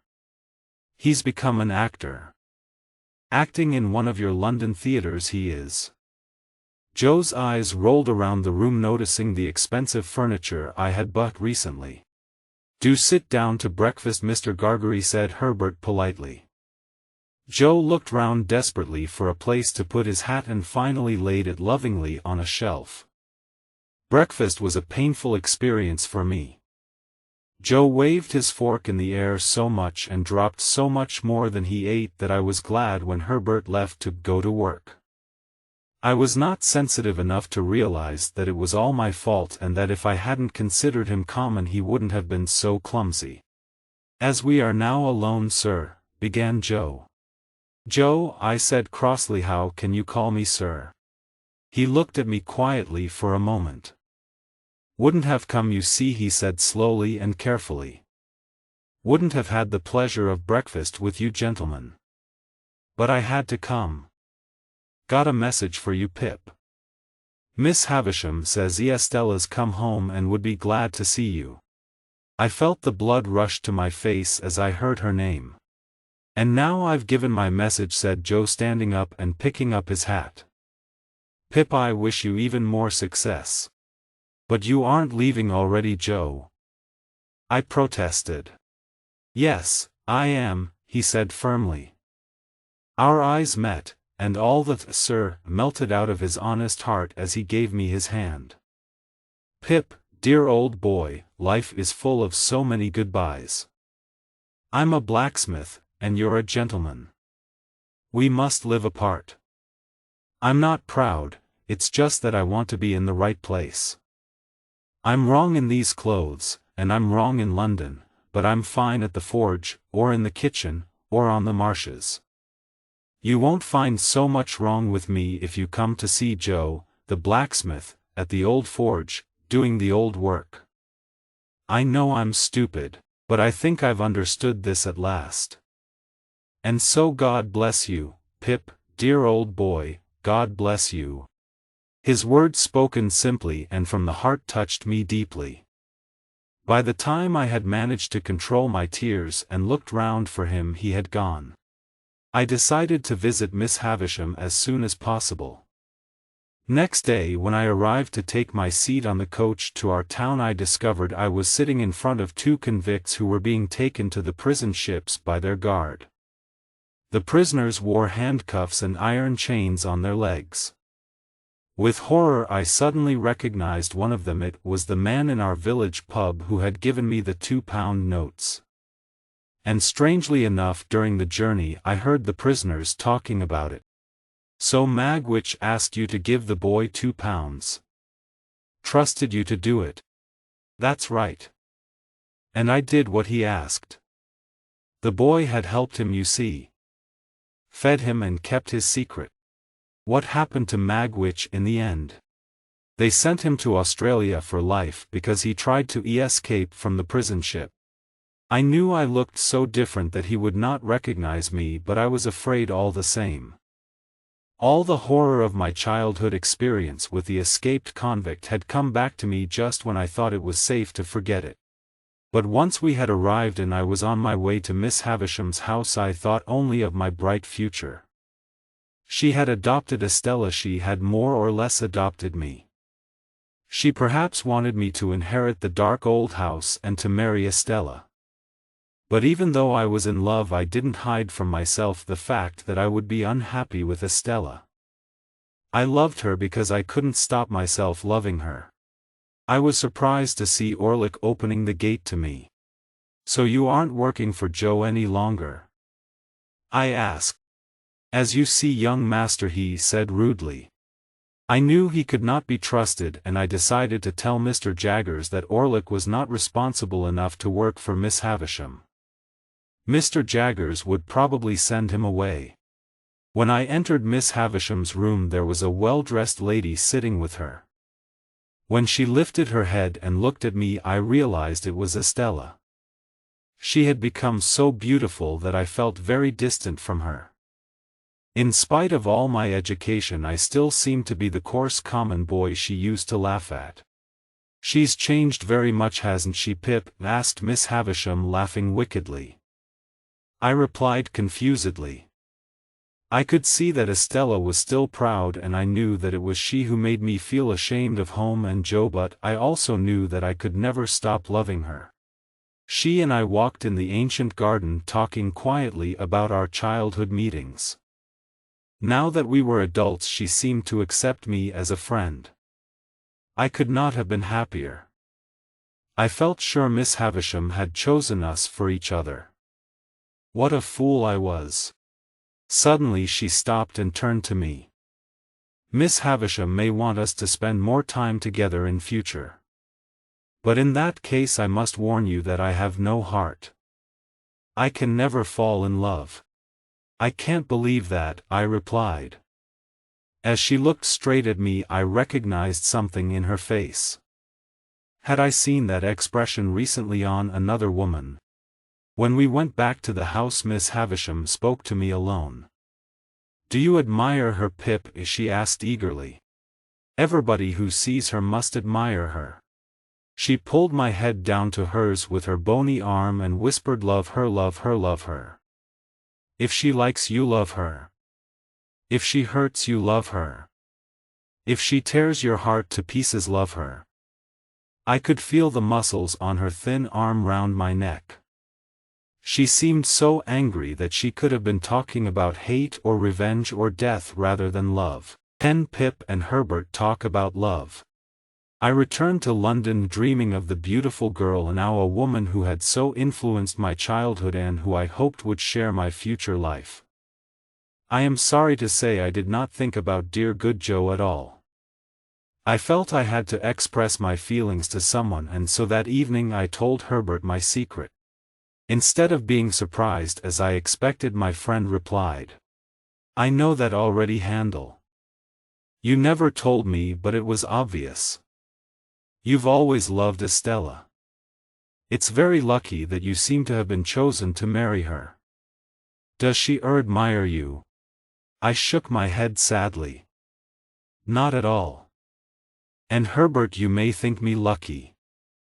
I have great expectations, I know. But all that depends on one person." And I still don't really know how much I'll receive or when. Nothing is certain. Now Handel, said Herbert cheerfully, don't lose hope. Mr. Jaggers himself told you you would have a large fortune, didn't he? He would never make a mistake about something like that. Anyway, you'll be 21 soon. Perhaps you'll discover more then. Thank you, Herbert, I said, feeling much better. But I want to ask you something, my dear Handel, said Herbert, looking serious for once. Think of Estella and her education and how unhappy you may be with her. Couldn't you possibly, and I'm saying this as a friend, remember, couldn't you forget about her? I know you're right, Herbert, I said miserably, but I can never stop loving her. Well, never mind, said Herbert. Now I have something to tell you myself. I am engaged. May I ask the young lady's name? Clara. Her mother's dead and she lives with her father. We must keep our feelings for each other secret because I haven't enough money to marry her yet. As soon as I start insuring ships we can marry. Herbert tried to look hopeful about his future, but this time he couldn't even manage his usual cheerful smile. One day I received a letter which made my heart beat fast. I am coming to London the day after tomorrow by the midday coach. Miss Havisham wants you to meet me. Estella. If there had been time I would have ordered several new suits. I ate nothing until the day arrived, and all morning I waited impatiently for the coach. She seemed more beautiful than ever, and her manner to me was very pleasant as I took her to the house in London where Miss Havisham had arranged for her to stay. Her life seemed to be planned by Miss Havisham right down to the smallest detail. I only hoped I was part of that plan. 11. Pip attends a burial. One evening a black-edged envelope was delivered to me at Herbert's rooms. The letter inside informed me that Mrs. J. Gargery had died the previous Monday and that the burial would be next Monday at 3 p.m. This news came as a shock to me. It was the first time that someone close to me had died, and I could not imagine life without my sister, even if I had never loved her or even thought about her recently. I arrived at the forge early on Monday afternoon. Joe was sitting in the front room wrapped in a black cloak. "Dear Joe, how are you?" I asked. "Pip, dear old boy, you knew her when she was a fine woman," and he could say no more. Biddy in her neat little black dress was busy serving food. Old friends from the village were talking quietly among themselves, and I noticed the awful Pumblechook trying to catch my eye as he drank brandy and swallowed large pieces of cake. "May I, my dear sir?" "May I?" he asked, his mouth full, and shook my hand enthusiastically. My sister's dead body was carried slowly out of the house and through the village, followed by all of us. We could see the marshes and the sails of ships on the river. And there in the churchyard next to my unknown parents my poor sister was laid quietly in the earth while the birds sang and the clouds danced in the sky. Biddy, Joe, and I felt better when all the guests had gone and we had a quiet supper together. I decided to spend the night at the forge, which pleased Joe very much. I was pleased with myself for offering to do so. I waited until I found Biddy alone. Then I said, "I suppose you won't be able to stay here now, will you, Biddy?" "No, Mr. Pip. I'll stay in the village, but I'll still look after Mr. Gargery as much as I can." "How are you going to live, Biddy?" "If you want any money." "I'm going to be the village schoolteacher," she said quickly, her cheeks pink. "I can earn my own money. Tell me, Biddy, how did my sister die?" She had been worse than usual when one evening she said very clearly, "Joe." And so I ran to the forge to fetch him. And she put her arms round his neck and laid her head on his shoulder, quite happy.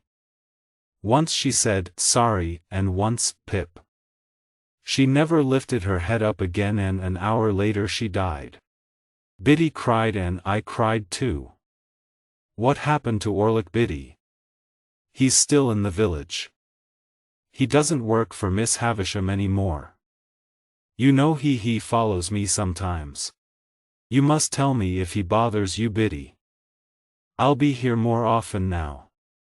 I'm not going to leave poor Joe alone." Biddy said nothing.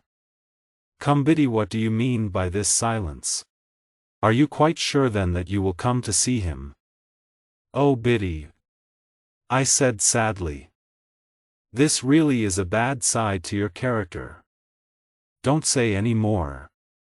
And that evening I thought how unkind, how unjust Biddy was to me. Next morning I looked in at the forge before leaving and said goodbye to Joe, who was already hard at work. "I shall be back to see you soon, Joe." "Never too soon, sir," said Joanne, "and never too often, Pip." As I walked away I think I knew that I would not go back. Biddy was right. In London, I did some serious thinking. I could see that my character had not improved since I had heard about my expectations. I was spending far too much money. What was worse, I was a bad influence on Herbert, who was also spending too much. I would have offered to pay his bills, but he was too proud to listen to such a suggestion.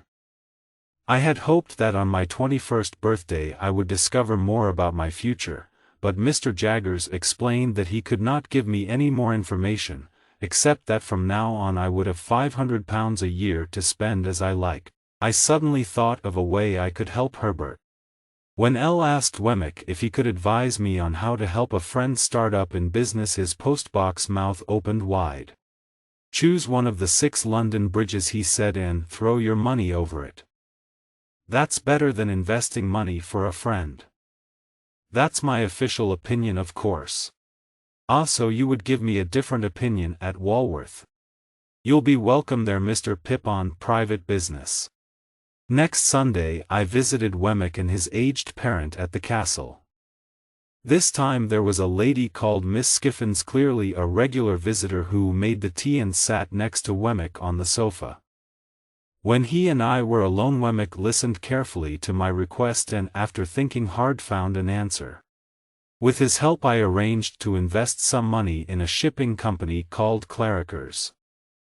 Finally I signed an agreement with them in which they promised to offer Herbert a job and later to make him a partner. At last I felt that my expectations had done some good to someone. 12. Pip discovers the truth. While Estella lived in London staying with friends of Miss Havisham's, I often visited her. She had an endless stream of admirers and I was jealous of all of them. I never had an hour's happiness with her, but I still thought about her day and night, and my dearest wish was to marry her. Several times Miss Havisham ordered me to bring Estella to visit her, and of course I always obeyed. Estella was as proud and cold as ever with her admirers, with Miss Havisham and with me. One man who admired her and followed her everywhere was the unpleasant Bentley Drummle. One day I asked her about him. "Estella, why do you encourage someone like Drummle? You know very well he's stupid and nobody likes him." "Don't be foolish, Pip," she answered. "Perhaps I encourage him because that has a certain effect on the others. But he isn't worth it." I cried angrily. "What difference does it make?" she answered tiredly. "If I smile at him it's because it means nothing to me. You should be glad that I don't give you false looks or smiles. At least I am always honest with you." But while my heart was aching for Estella, I had no idea that I would soon be hit by a disaster which would completely destroy my hopes and dreams. The chain of events which had begun before I ever met her was slowly reaching its end. Herbert and I had moved to rooms in a house by the river, in the Temple area. One evening he was abroad on business and I was alone at home, reading. It was terrible weather, stormy and wet, with deep mud in the streets. The wind rushing up the river shook the whole building, and the rain beat violently against the windows. As I closed my book at 11 o'clock, I heard a heavy footstep on the stairs. When I went to the door with my lamp, I saw a man coming slowly upstairs.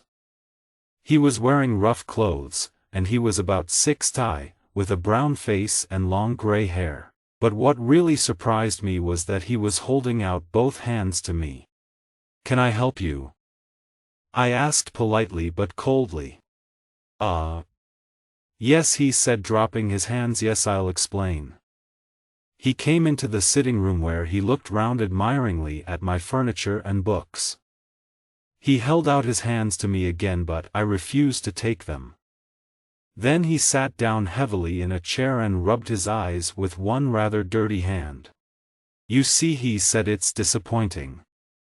Looked forward to this day for so long I have. But it's not your fault. I'll explain. Is there anybody near who can hear us? Why do you, a stranger visiting me late at night, ask that question?" I asked. And then suddenly I knew who he was. In spite of the years that had passed, I was sure he was my convict. And when he held out his hands again this time, I took them. He raised my hands to his lips and kissed them. "You helped me all those years ago, Pip. Never forgotten it." He seemed to want to put his arms around me, but I stopped him. "If you are grateful to me for what I did in my childhood, I hope you have improved your way of life now. It wasn't necessary to come here to thank me. But you must understand that." I stopped speaking as I noticed how strangely he was staring at me. "What must I understand?" he asked, his eyes fixed on me. "That I don't wish to be your friend. You and I met once in the past, but now our lives are separate. Will you have a drink before you leave?" As I handed him a glass of rum, I noticed that his eyes were full of tears. "I'm sorry if that sounds hard," L added. "I didn't mean it to be. Good luck in the future." We drank together. "How have you been living recently?" "I was sent to Australia, you know, because I escaped from the prison ship.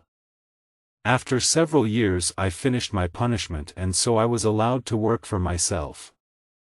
I did every kind of job there. It was a hard life, but I made a lot of money." "I'm glad to hear it," I said. "That reminds me, I must give you back the £2 you sent me. I don't need it now." And I handed him 2 new pound notes from my purse. Still watching me, he held them near the lamp until they caught fire. "May I ask," he said, "how you have done so well since you and I met on those lonely marshes?" His eyes were still fixed on mine, and I began to tremble. I've been chosen to inherit a fortune," I whispered. "Perhaps I can guess how much," said the convict. "Could it be, well, £500 a year?" I stood up, holding on to the back of my chair, my heart beating like a hammer. "The agent who arranged it all," he continued. "Was he perhaps a lawyer name of Jaggers?" Suddenly I realized the awful truth. I could not speak nor breathe, and fell onto the sofa. He brought his fierce old face close to mine and bent over me. "Yes, Pip, dear boy, I've made a gentleman of you. You see, I promised myself that all the money I earned out there in Australia should go to you. I'm your second father, Pip. I'm not a gentleman myself, and I didn't go to school, but I've got you, Pip. And look what a gentleman you are. And what books you've got. You'll read them to me, Pip. And I'll be proud of you even if I can't understand them. Didn't you ever think it could be me who was sending the money?" "Oh, no, no, no," I replied. "Never, never. Wasn't anyone else involved at all?" "No, just me and Jaggers, of course. Who else could there be?" "Dear boy, I kept myself going, you see, through all the hard work just by thinking of you. And I promised myself I'd come back to England one day and see my boy." He laid his hand on my shoulder. "Now you must find a bed for me," he added, "and remember, not a word to anybody. I was sent away for life, and they'll hang me if they discover I've come back." My feelings were horribly confused. The man who had paid for my education and luxuries for years was risking his life to see me. I could not like him, in fact my whole body trembled with disgust when he touched me, but I had to protect him. He went to sleep in Herbert's room. After locking all the doors carefully, I sat weakly down by the fire and tried to make sense of my life. How foolish my dreams had been. Miss Havisham had never intended to make me rich or let me marry Estella. But there was something worse than that. It was for this convict who could be caught and hanged at any moment that I had deserted Joe. I could never forgive myself for that. 13. Planning Magwitch's future and hearing about his past. I slept a little but woke early. I felt I needed some fresh air and went downstairs and out of the building. On the way down I fell over a man hiding in a dark corner who ran away immediately. This worried me. I suspected he had followed my convict to the house. Would he now inform the police? My guest and I had breakfast together. He ate noisily and greedily like an animal. I tried hard not to be disgusted by his manners. He told me his name was Abel Magwitch. After breakfast he lit his pipe and held out his hands for mine again. "All I want is to stand and look at you, dear boy," he said. "A real gentleman made by me. You're going to have everything a London gentleman should have, a carriage and horses and everything." He threw a great thick wallet onto the table. "All that is yours. I've come back to England to watch you spend it." "Stop!" I cried desperately. "We must discuss your plans. How long are you going to stay here?" "How long?" he repeated, surprised. "I'm not going back." "But where will yon be safe?" "Dear boy, who knows? I'm here. You Jaggers and Wemmick, that's all. Anyway, I know I can live with the fear of death. I've done that all my life. All I knew was that I must keep him out of sight until Herbert returned, then we could produce a better plan for the future. I decided to rent a room for him in a house near ours where I thought he would be safe for the moment. I bought him different clothes and had his hair cut, but to me he looked just the same, and I lived in constant fear that he would be recognized by someone who had known him in the past. My unwanted guest and I spent 5 long days and evenings together with the wind and rain beating on the windows. Those few days seemed more like a year to me. He slept or ate or played cards. Sometimes he listened to me reading with a proud smile on his face. I could not sleep or eat. I used to watch him sleep, wondering what bloody crimes lay in his past and knowing that I alone protected him from a horrible death. I cannot describe my joy when Herbert finally returned. At last I could share my terrible news with my friend. He too was shocked to hear that my great expectations came from the prisoner I had helped so long ago, and when I introduced him to our guest Herbert could hardly hide his dislike. When we were alone he said to me, "You look so pale, Handel. This has been a painful time for you. Herbert, something must be done. He wants to spend even more on me. He must be stopped." "You mean you can't accept any more of his money?" "How can I? You know he's a criminal. How do I know where his money comes from? And think what I owe him already. I have no way of paying him back. Oh Herbert, if I didn't have you as a friend I'd be desperate." I could only just control my tears. Herbert kindly pretended not to notice. "My dear Handel," he said, "if you want to pay back what you owe him you could always join my company, Clericers. I'm going to be a partner there soon, you know." Poor Herbert. He did not suspect whose money was helping him become a partner. "But there's another thing," added Herbert. "This man has a fierce and violent character. He's come here with a fixed idea which he's been looking forward to for half his life. If you destroy his idea his life will be worthless. And he will allow himself to be arrested and hanged." I continued, nodding. "Yes, I've thought that ever since he arrived. If that happened I'd feel guilty forever. So you cannot destroy his dream now. First we must get him out of England where he risks death every moment. Then you will explain that you can't accept his money. I'll help you all the way, trust me. I shook Herbert's hand gratefully. Next morning after breakfast we asked Magwitch to tell us more about his past life so that we could protect him better.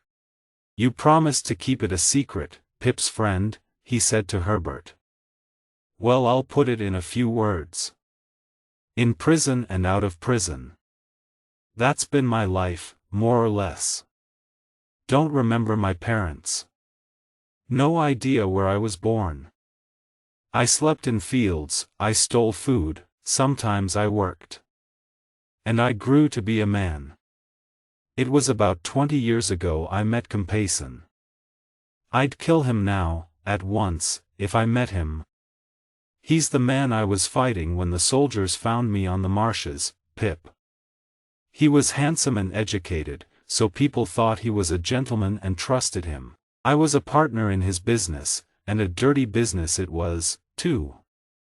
We persuaded rich people to invest their money with us, we used stolen banknotes, we wrote false checks. Compayson was clever, but what a wicked, cold ear he had. He always got the profits but never the blame. His former partner Arthur lived in Compayson's house and was very ill. In fact, he was dying. He and Compayson had got a lot of money out of a rich lady some years before, and Arthur kept dreaming of this lady. Late one night he appeared at the sitting room door pale and shaking, crying, "Compayson, she's there. In my room. All dressed in white, ready for the wedding. She's angry, she says she wants revenge. You broke her heart, you know you did. And now she say I'm going to die."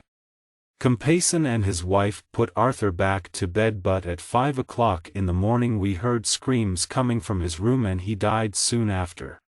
I should have realized it was a mistake getting involved with Compayson. In the end we were both arrested for several crimes. And what happened? At the trial he lied and lied. I was the criminal in and out of prison all my life, and I got 14 years on the prison ship.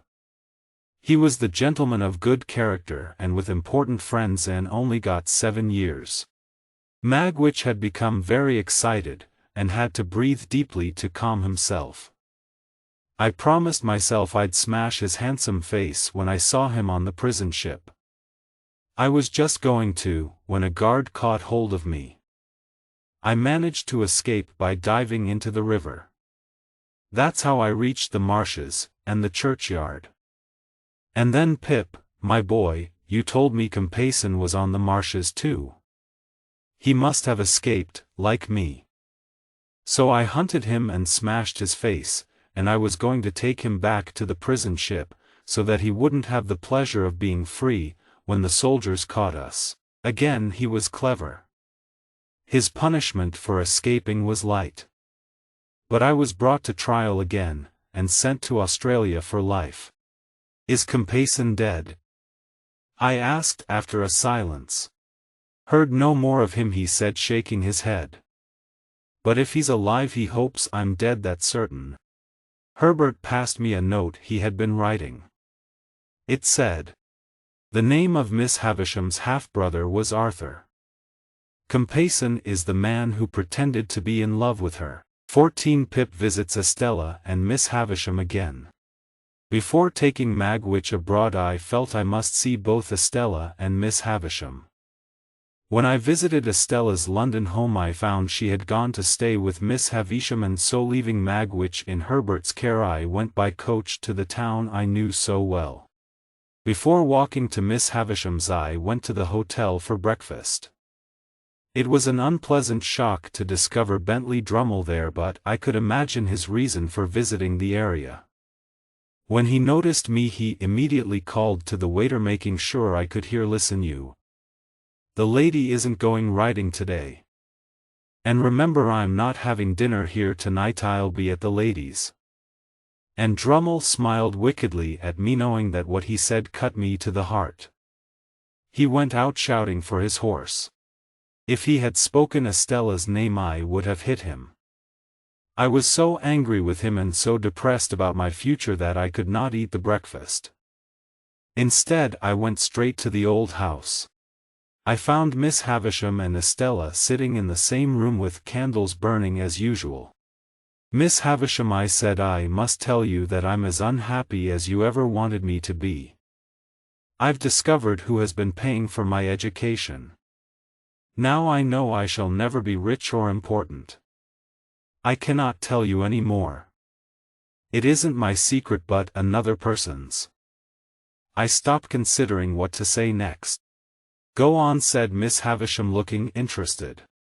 "I thought it was you, Miss Havisham. And you encouraged me in my mistake.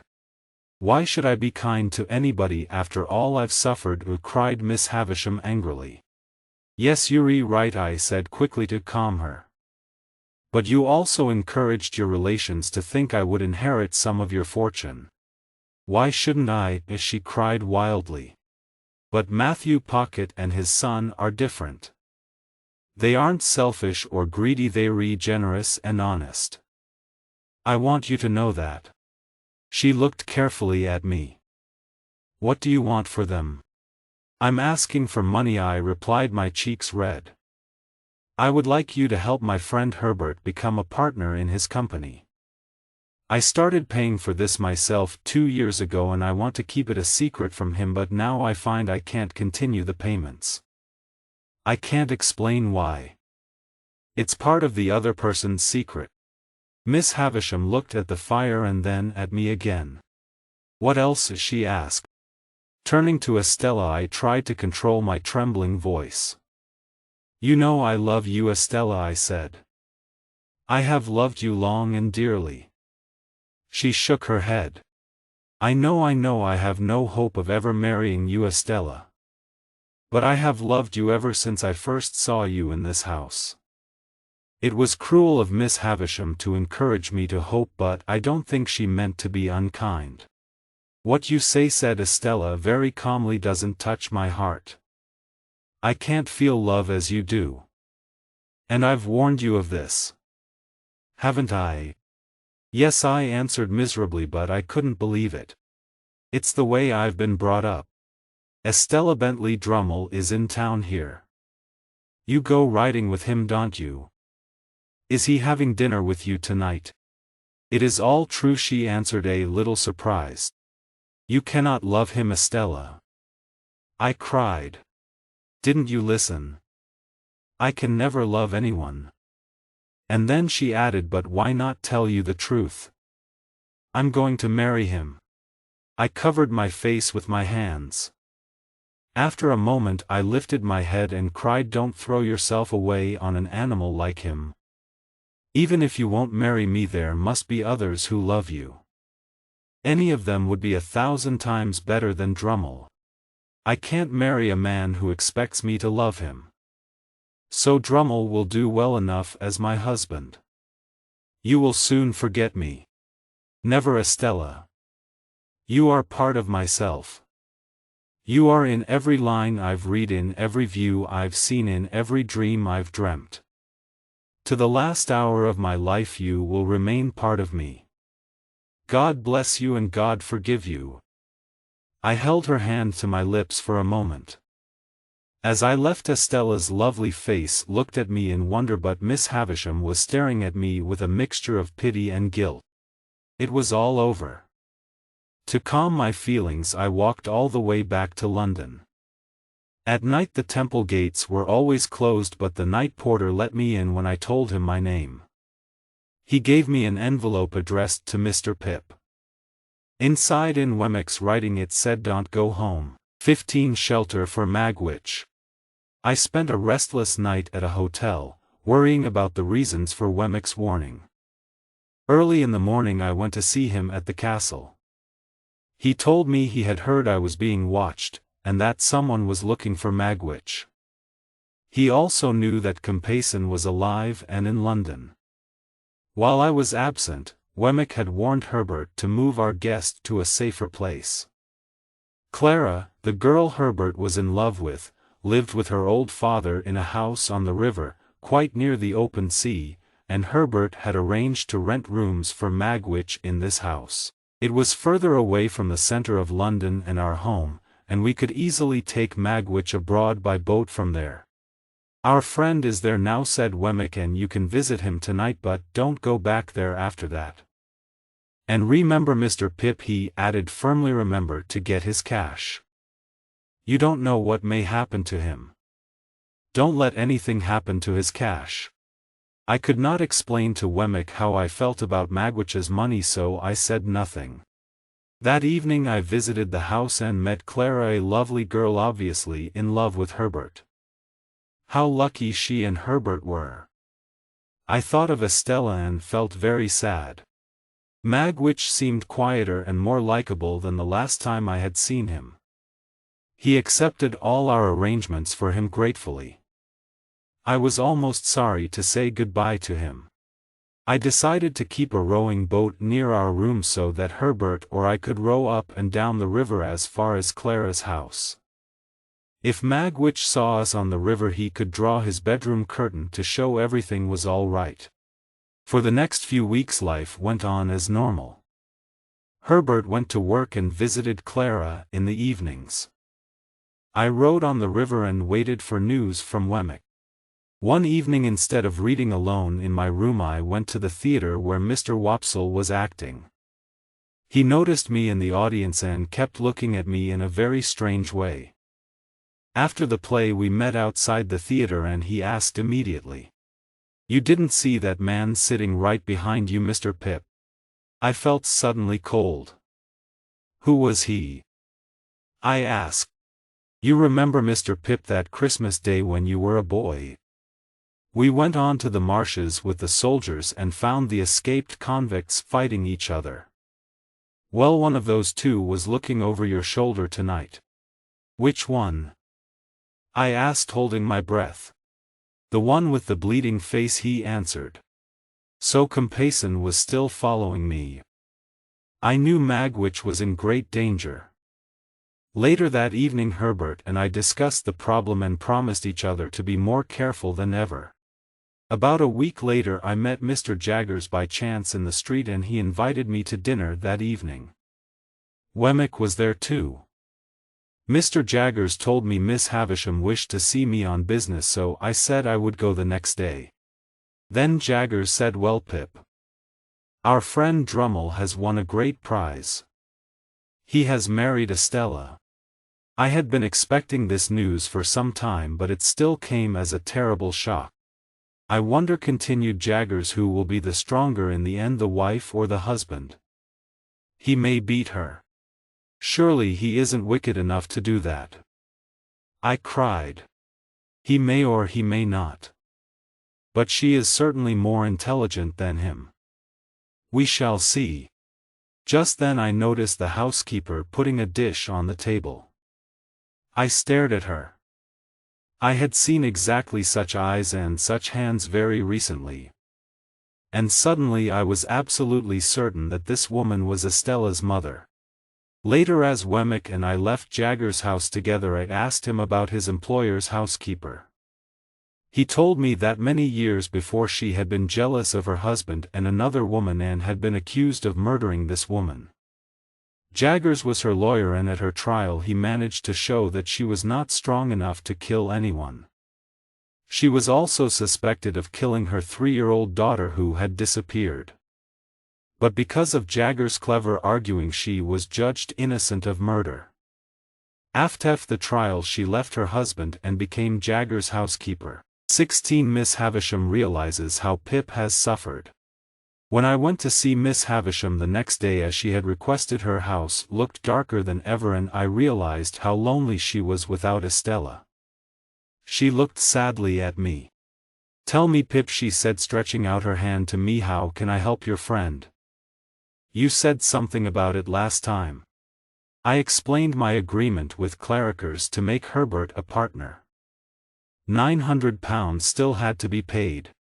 "And you will be happier if I pay this." Much happier. Can't I help you yourself, Pip? There is nothing you can do, I answered.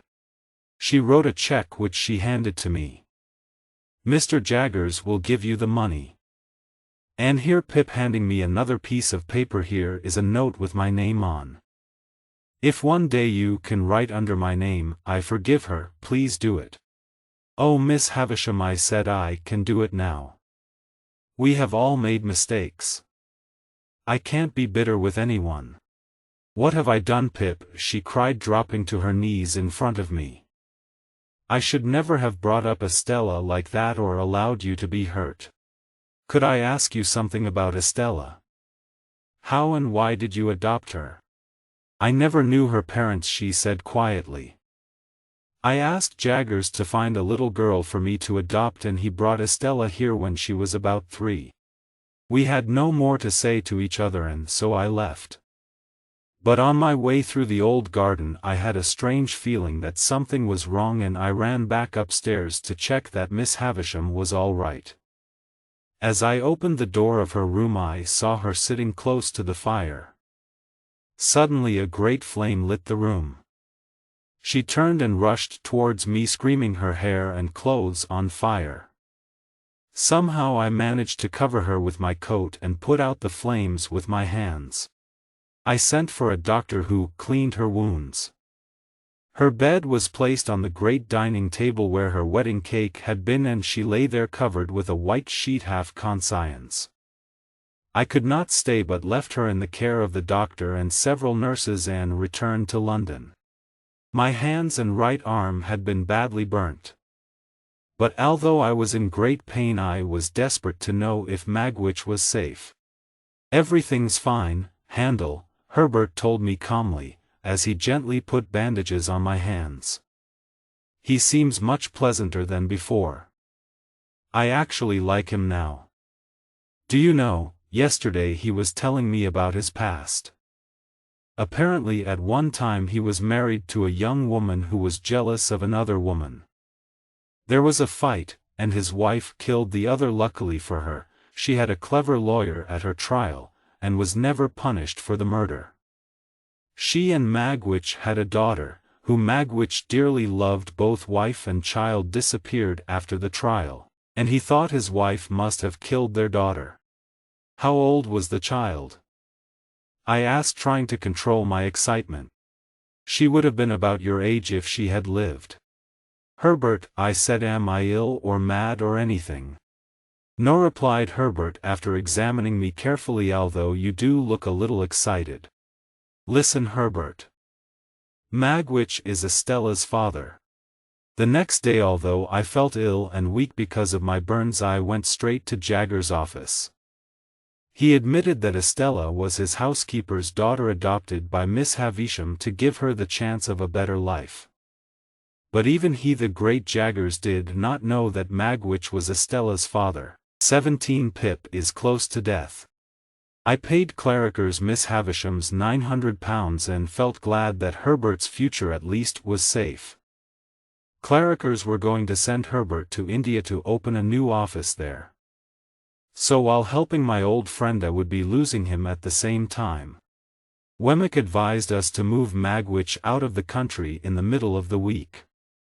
So we decided to row the boat down to Clara's house on Wednesday, collect Magwitch and continue right down the river to Essex, where we could stop one of the foreign ships sailing from the port of London to Germany or Holland. With luck nobody would notice us or suspect us. Our friend Startop agreed to row instead of me as my hands were still too painful. However, when I went back to our rooms on Monday, my head full of arrangements for the journey, I found a letter addressed to me and delivered by hand. It said, "If you want information about your guest you should come tonight or tomorrow night to the old house near the lime kiln on the marshes. Tell no one. You must come alone." I did not have time to consider. I rushed out again and was just in time to catch the afternoon coach. I stopped in town only to ask about Miss Havisham. She was still very ill, it seemed. Then I walked fast on to the dark, lonely marshes. Soon I arrived at the lime kiln, which was still burning, although the workmen had all gone home. I pushed open the door of the old house, which I thought was uninhabited, but to my surprise there was a bed, a table and a candle inside. Suddenly the candle was blown out, I was attacked from behind and my arms were tied close to my sides with a thick rope. The pain in my injured arm was terrible. In a moment the candle was lit again, and I recognized my attacker. Orlick. I saw he had been drinking, and I knew I was in a very dangerous situation. "Now," he said fiercely, "I've got you. Why have you brought me here?" I asked. "Don't yon know?" he replied, drinking straight from a bottle. "Because you're my enemy. I lost that job at Miss Havisham's because of you. And what's more, Biddy would have liked me if you hadn't been there. You've been in my way ever since you were a child. And now I'm going to have your life. Tonight you're going to die." I felt I was looking down into my own grave. I could see no possible way of escape. "More than that," he said, "I don't want anything left of you. I'll put your body in the kiln. Even your clothes will be burnt, and in the morning there'll be nothing left." I realized I had not told anybody where I was going. Nobody would know where to look for me. "Another thing," he said, smiling cruelly, "it was your fault your ugly sister was attacked. I did it. I hit her with the iron chain your convict left on the marshes, but I did it because I hated you." He drank again. I watched the level of the liquid go down. I knew that when he finished the bottle my life would end. "And I know all about that convict you hiding. I've waited and watched outside your rooms and on the stairs. You fell over me once. I've got a friend who's going to inform the police about him. Yes, Compason'll make sure he's hanged when you're dead." The last of the rum went down his throat, and picking up his hammer he came towards me. Determined to fight, I shouted as loudly as I could. Suddenly the door was thrown open and Herbert and Startop rushed in. With a violent shout Orlick jumped over the table and escaped into the night. My two friends had found Orlick's letter to me, which in my hurry I had dropped in my room in London. They had suspected some wicked plot and come straight to the town and then to the marshes to find me. Luckily they had arrived just in time. They took me back to London that night and looked after me carefully all the next day, so that although my arm was still aching and I felt very weak, I was fit enough for the planned journey on Wednesday. 18. The end of Magwitch's story. It was a cold bright morning when we set out cheerfully down the river. I steered the boat, Herbert and Startop rowed. At Clara's house Magwitch was waiting for us wrapped in a dark cloak. "Dear boy," he said, putting his hand on my shoulder as he sat down heavily in the boat. "Thank you." We rowed eastwards down the river all day, looking round all the time to check that no one was following us. Magwitch seemed quite happy smoking his pipe and watching the water. "You don't know what a pleasure it is to me, Pip," he said once, "to be with my dear boy in the open air." "You'll be completely safe and free tomorrow," I said. "I hope so, dear boy. But looking into the future, well, that's like looking for the bottom of the river, isn't it? Can't be done." He remained silent after that. We decided to spend the night at a little riverside pub. It seemed safe because there were no other guests, but the pub owner asked us a question which worried us. "Did you see that boat go past, gentlemen? Rowed by 4 men with 2 others on board. It's been up and down the river several times. Could be a customs boat." When he left us alone we discussed this information in whispers. In the end we decided to go to bed and then set out the next morning just in time to catch the ship to Hamburg. I woke early, and when I looked out of the window I saw 2 men examining our boat, but I decided not to wake Herbert or Startop, who needed their rest after rowing all the previous day. Late in the morning we rowed into the center of the river. We could see the ship to Hamburg coming closer. Magwitch and I picked up our bags and said goodbye to Herbert and Startop so that we would be ready to stop the ship and get on board. Suddenly a boat rowed by 4 men appeared from nowhere and came out very fast into the center of the river close to us. A 5th man was steering and a 6th, his face hidden in his cloak, whispered instructions to the steerer. They all stared at us. "You have a convict there who's returned from Australia," shouted the steerer. "That's the man in the cloak. His name is Abel Magwitch. I'm a customs officer and I arrest him." Suddenly their boat was touching ours. The Hamburg ship was almost on top of us and the ship's captain shouted the order to stop engines, but it was too late. At the same moment the customs officer put his hand on Magwitch's shoulder and Magwitch pulled the cloak off the other man in the boat. It was Compeyson. And as I watched he fell backwards into the water, his face full of terror. The huge ship hit our tiny boat with a great crash. Somehow the customs officers managed to get me on board their boat with Herbert and Startop, but our boat sank and the 2 convicts had disappeared. Soon however we discovered Magwitch in the water badly injured and pulled him into the boat. He told me that he had fallen into the water with Compeyson and then been hit by the ship. I believed what he said. At the time there was no sign of Compeyson, whose dead body was found several days later. Magwitch was taken to prison to wait for his trial. I arranged for Jaggers to be his lawyer, but Jaggers warned me there was almost no hope of saving his life. Magwitch's thick wallet was handed over to the police and Wemmick was quite annoyed with me about it. "Really, Mr. Pip, to lose so much cash," he said. "You see, Compeyson was so determined to get his revenge that you couldn't have saved Magwitch. But you certainly could have saved the cash. That's the difference. But could I ask you something, Mr. Pip? Would you come for a walk with me on Monday morning?" It seemed a strange request, and although I did not really feel like accepting, he politely insisted. I arrived at the castle early on Monday morning, and after a glass of rum and milk we set out on the road. Well, said Wemmick suddenly. "Here's a church. Let's go in." And when we were inside there was another surprise. Well, he said again. "Look what I've found in my pockets. Let's put them on." As he had found 2 pairs of white gloves and his postbox mouth was as wide as it could possibly be, I began to suspect something. And when I saw the aged come in with a lady I knew I was right. Well, said Wemmick, still pretending to be surprised, "Here's the aged and Miss Skiffins. Let's have a wedding." And so Wemmick was married to Miss Skiffins and we all celebrated afterwards at a little pub near the church. I was delighted for Wemmick, but I could not stop worrying about Magwitch.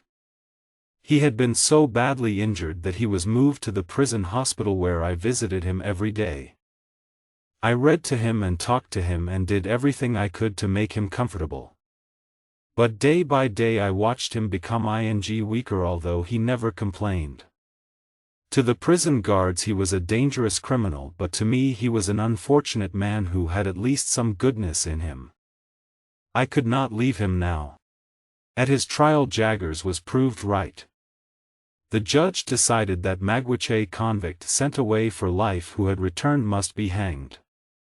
I could not accept this terrible punishment and wrote to all the important people I could think of asking for mercy for Magwitch. But all of them refused to help.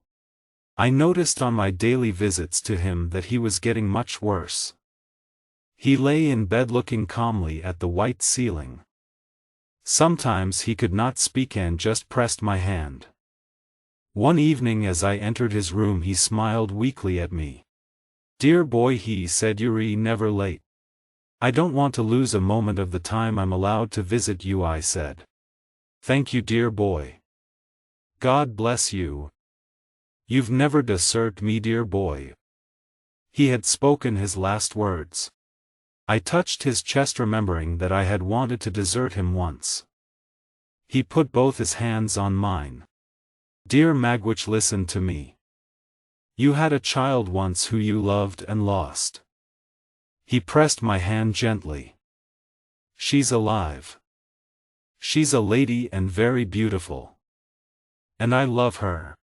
He was too weak to speak any more, but he just managed to lift my hand to his lips. Then he looked peacefully up at the white ceiling again. Slowly his eyes closed and his head dropped quietly onto his chest. 19. A wedding. The excitement of all these events made me seriously ill for several weeks. Herbert was abroad on business for clericers, and there would have been nobody to look after me if Joe had not heard about my illness and come to London to nurse me. When I was getting better, he told me some of the local news. Miss Havisham had died and left all her fortune to Estella except for 4000, which Matthew Pocket inherited. And Orlick had been arrested for breaking into Pumblechook's house and stealing his money. Dear old Joe seemed just the same, but as I got better he began to remember I was a gentleman and call me sir again, and when I got up one morning I discovered he had gone.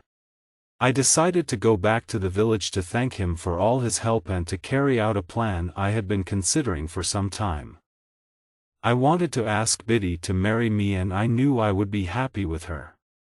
So I went by coach to the old town as I had done so many times before and walked to the forge. But as I came closer I could not hear the sound of Joe's hammer, and I noticed fresh white curtains at the windows and bright flowers everywhere. Suddenly I saw Biddy and Joe at the door arm in arm. "Pip," cried Biddy happily, running to kiss me. "Pip, it's my wedding day and I'm married to Joe." I was still weak from my illness and the shock was too much for me. They had to help me into the house and let me rest in a chair. They were both so pleased that I had come by accident to make their day perfect. I could only be glad that I had never spoken of my plan to Joe when he was looking after me. "Dear Biddy," I said, "you have the best husband in the whole world." "I couldn't love him more than I do," she replied. "And dear Joe, you have the best wife in the world, and she will make you as happy as even you deserve to be, dear good Joe." Joe put his arm over his eyes. "And Joe and Biddy, I want to thank you from the bottom of my heart for all you've done for me. Tell me you forgive me for not being grateful and not being good. And think better of me in the future." "Oh dear old Pip," said Joe, "God knows we forgive you if there is anything to forgive." So I left the forge and started a new life working as a clerk for Clericers Herbert's company. I was sent to the new office in India to take charge while Herbert came back to England to marry his Clara. Herbert and his wife invited me to live with them, and we all stayed out in India for many years. In the end I too became a partner in the company. We worked hard and honestly and made good profits. It was not until 11 years later that I returned to England and saw Biddy and Joe again, although I had been writing regularly to them. One evening in December I gently pushed open the old kitchen door, and there, sitting by the fire next to Joe in my old place, was Pip. Joe and Biddy's son had my name and looked just like me. They also had a little daughter and were the happiest of parents. "Dear Pip," said Biddy quietly to me after supper, "have you quite forgotten her? Tell me as an old friend." "My dear Biddy, I can never forget her. But that was all a dream which has passed." But I was secretly planning to revisit Miss Havisham's old house alone as a way of remembering Estella. I had heard that her husband had been very cruel to her. They had separated and then he had died 2 years ago.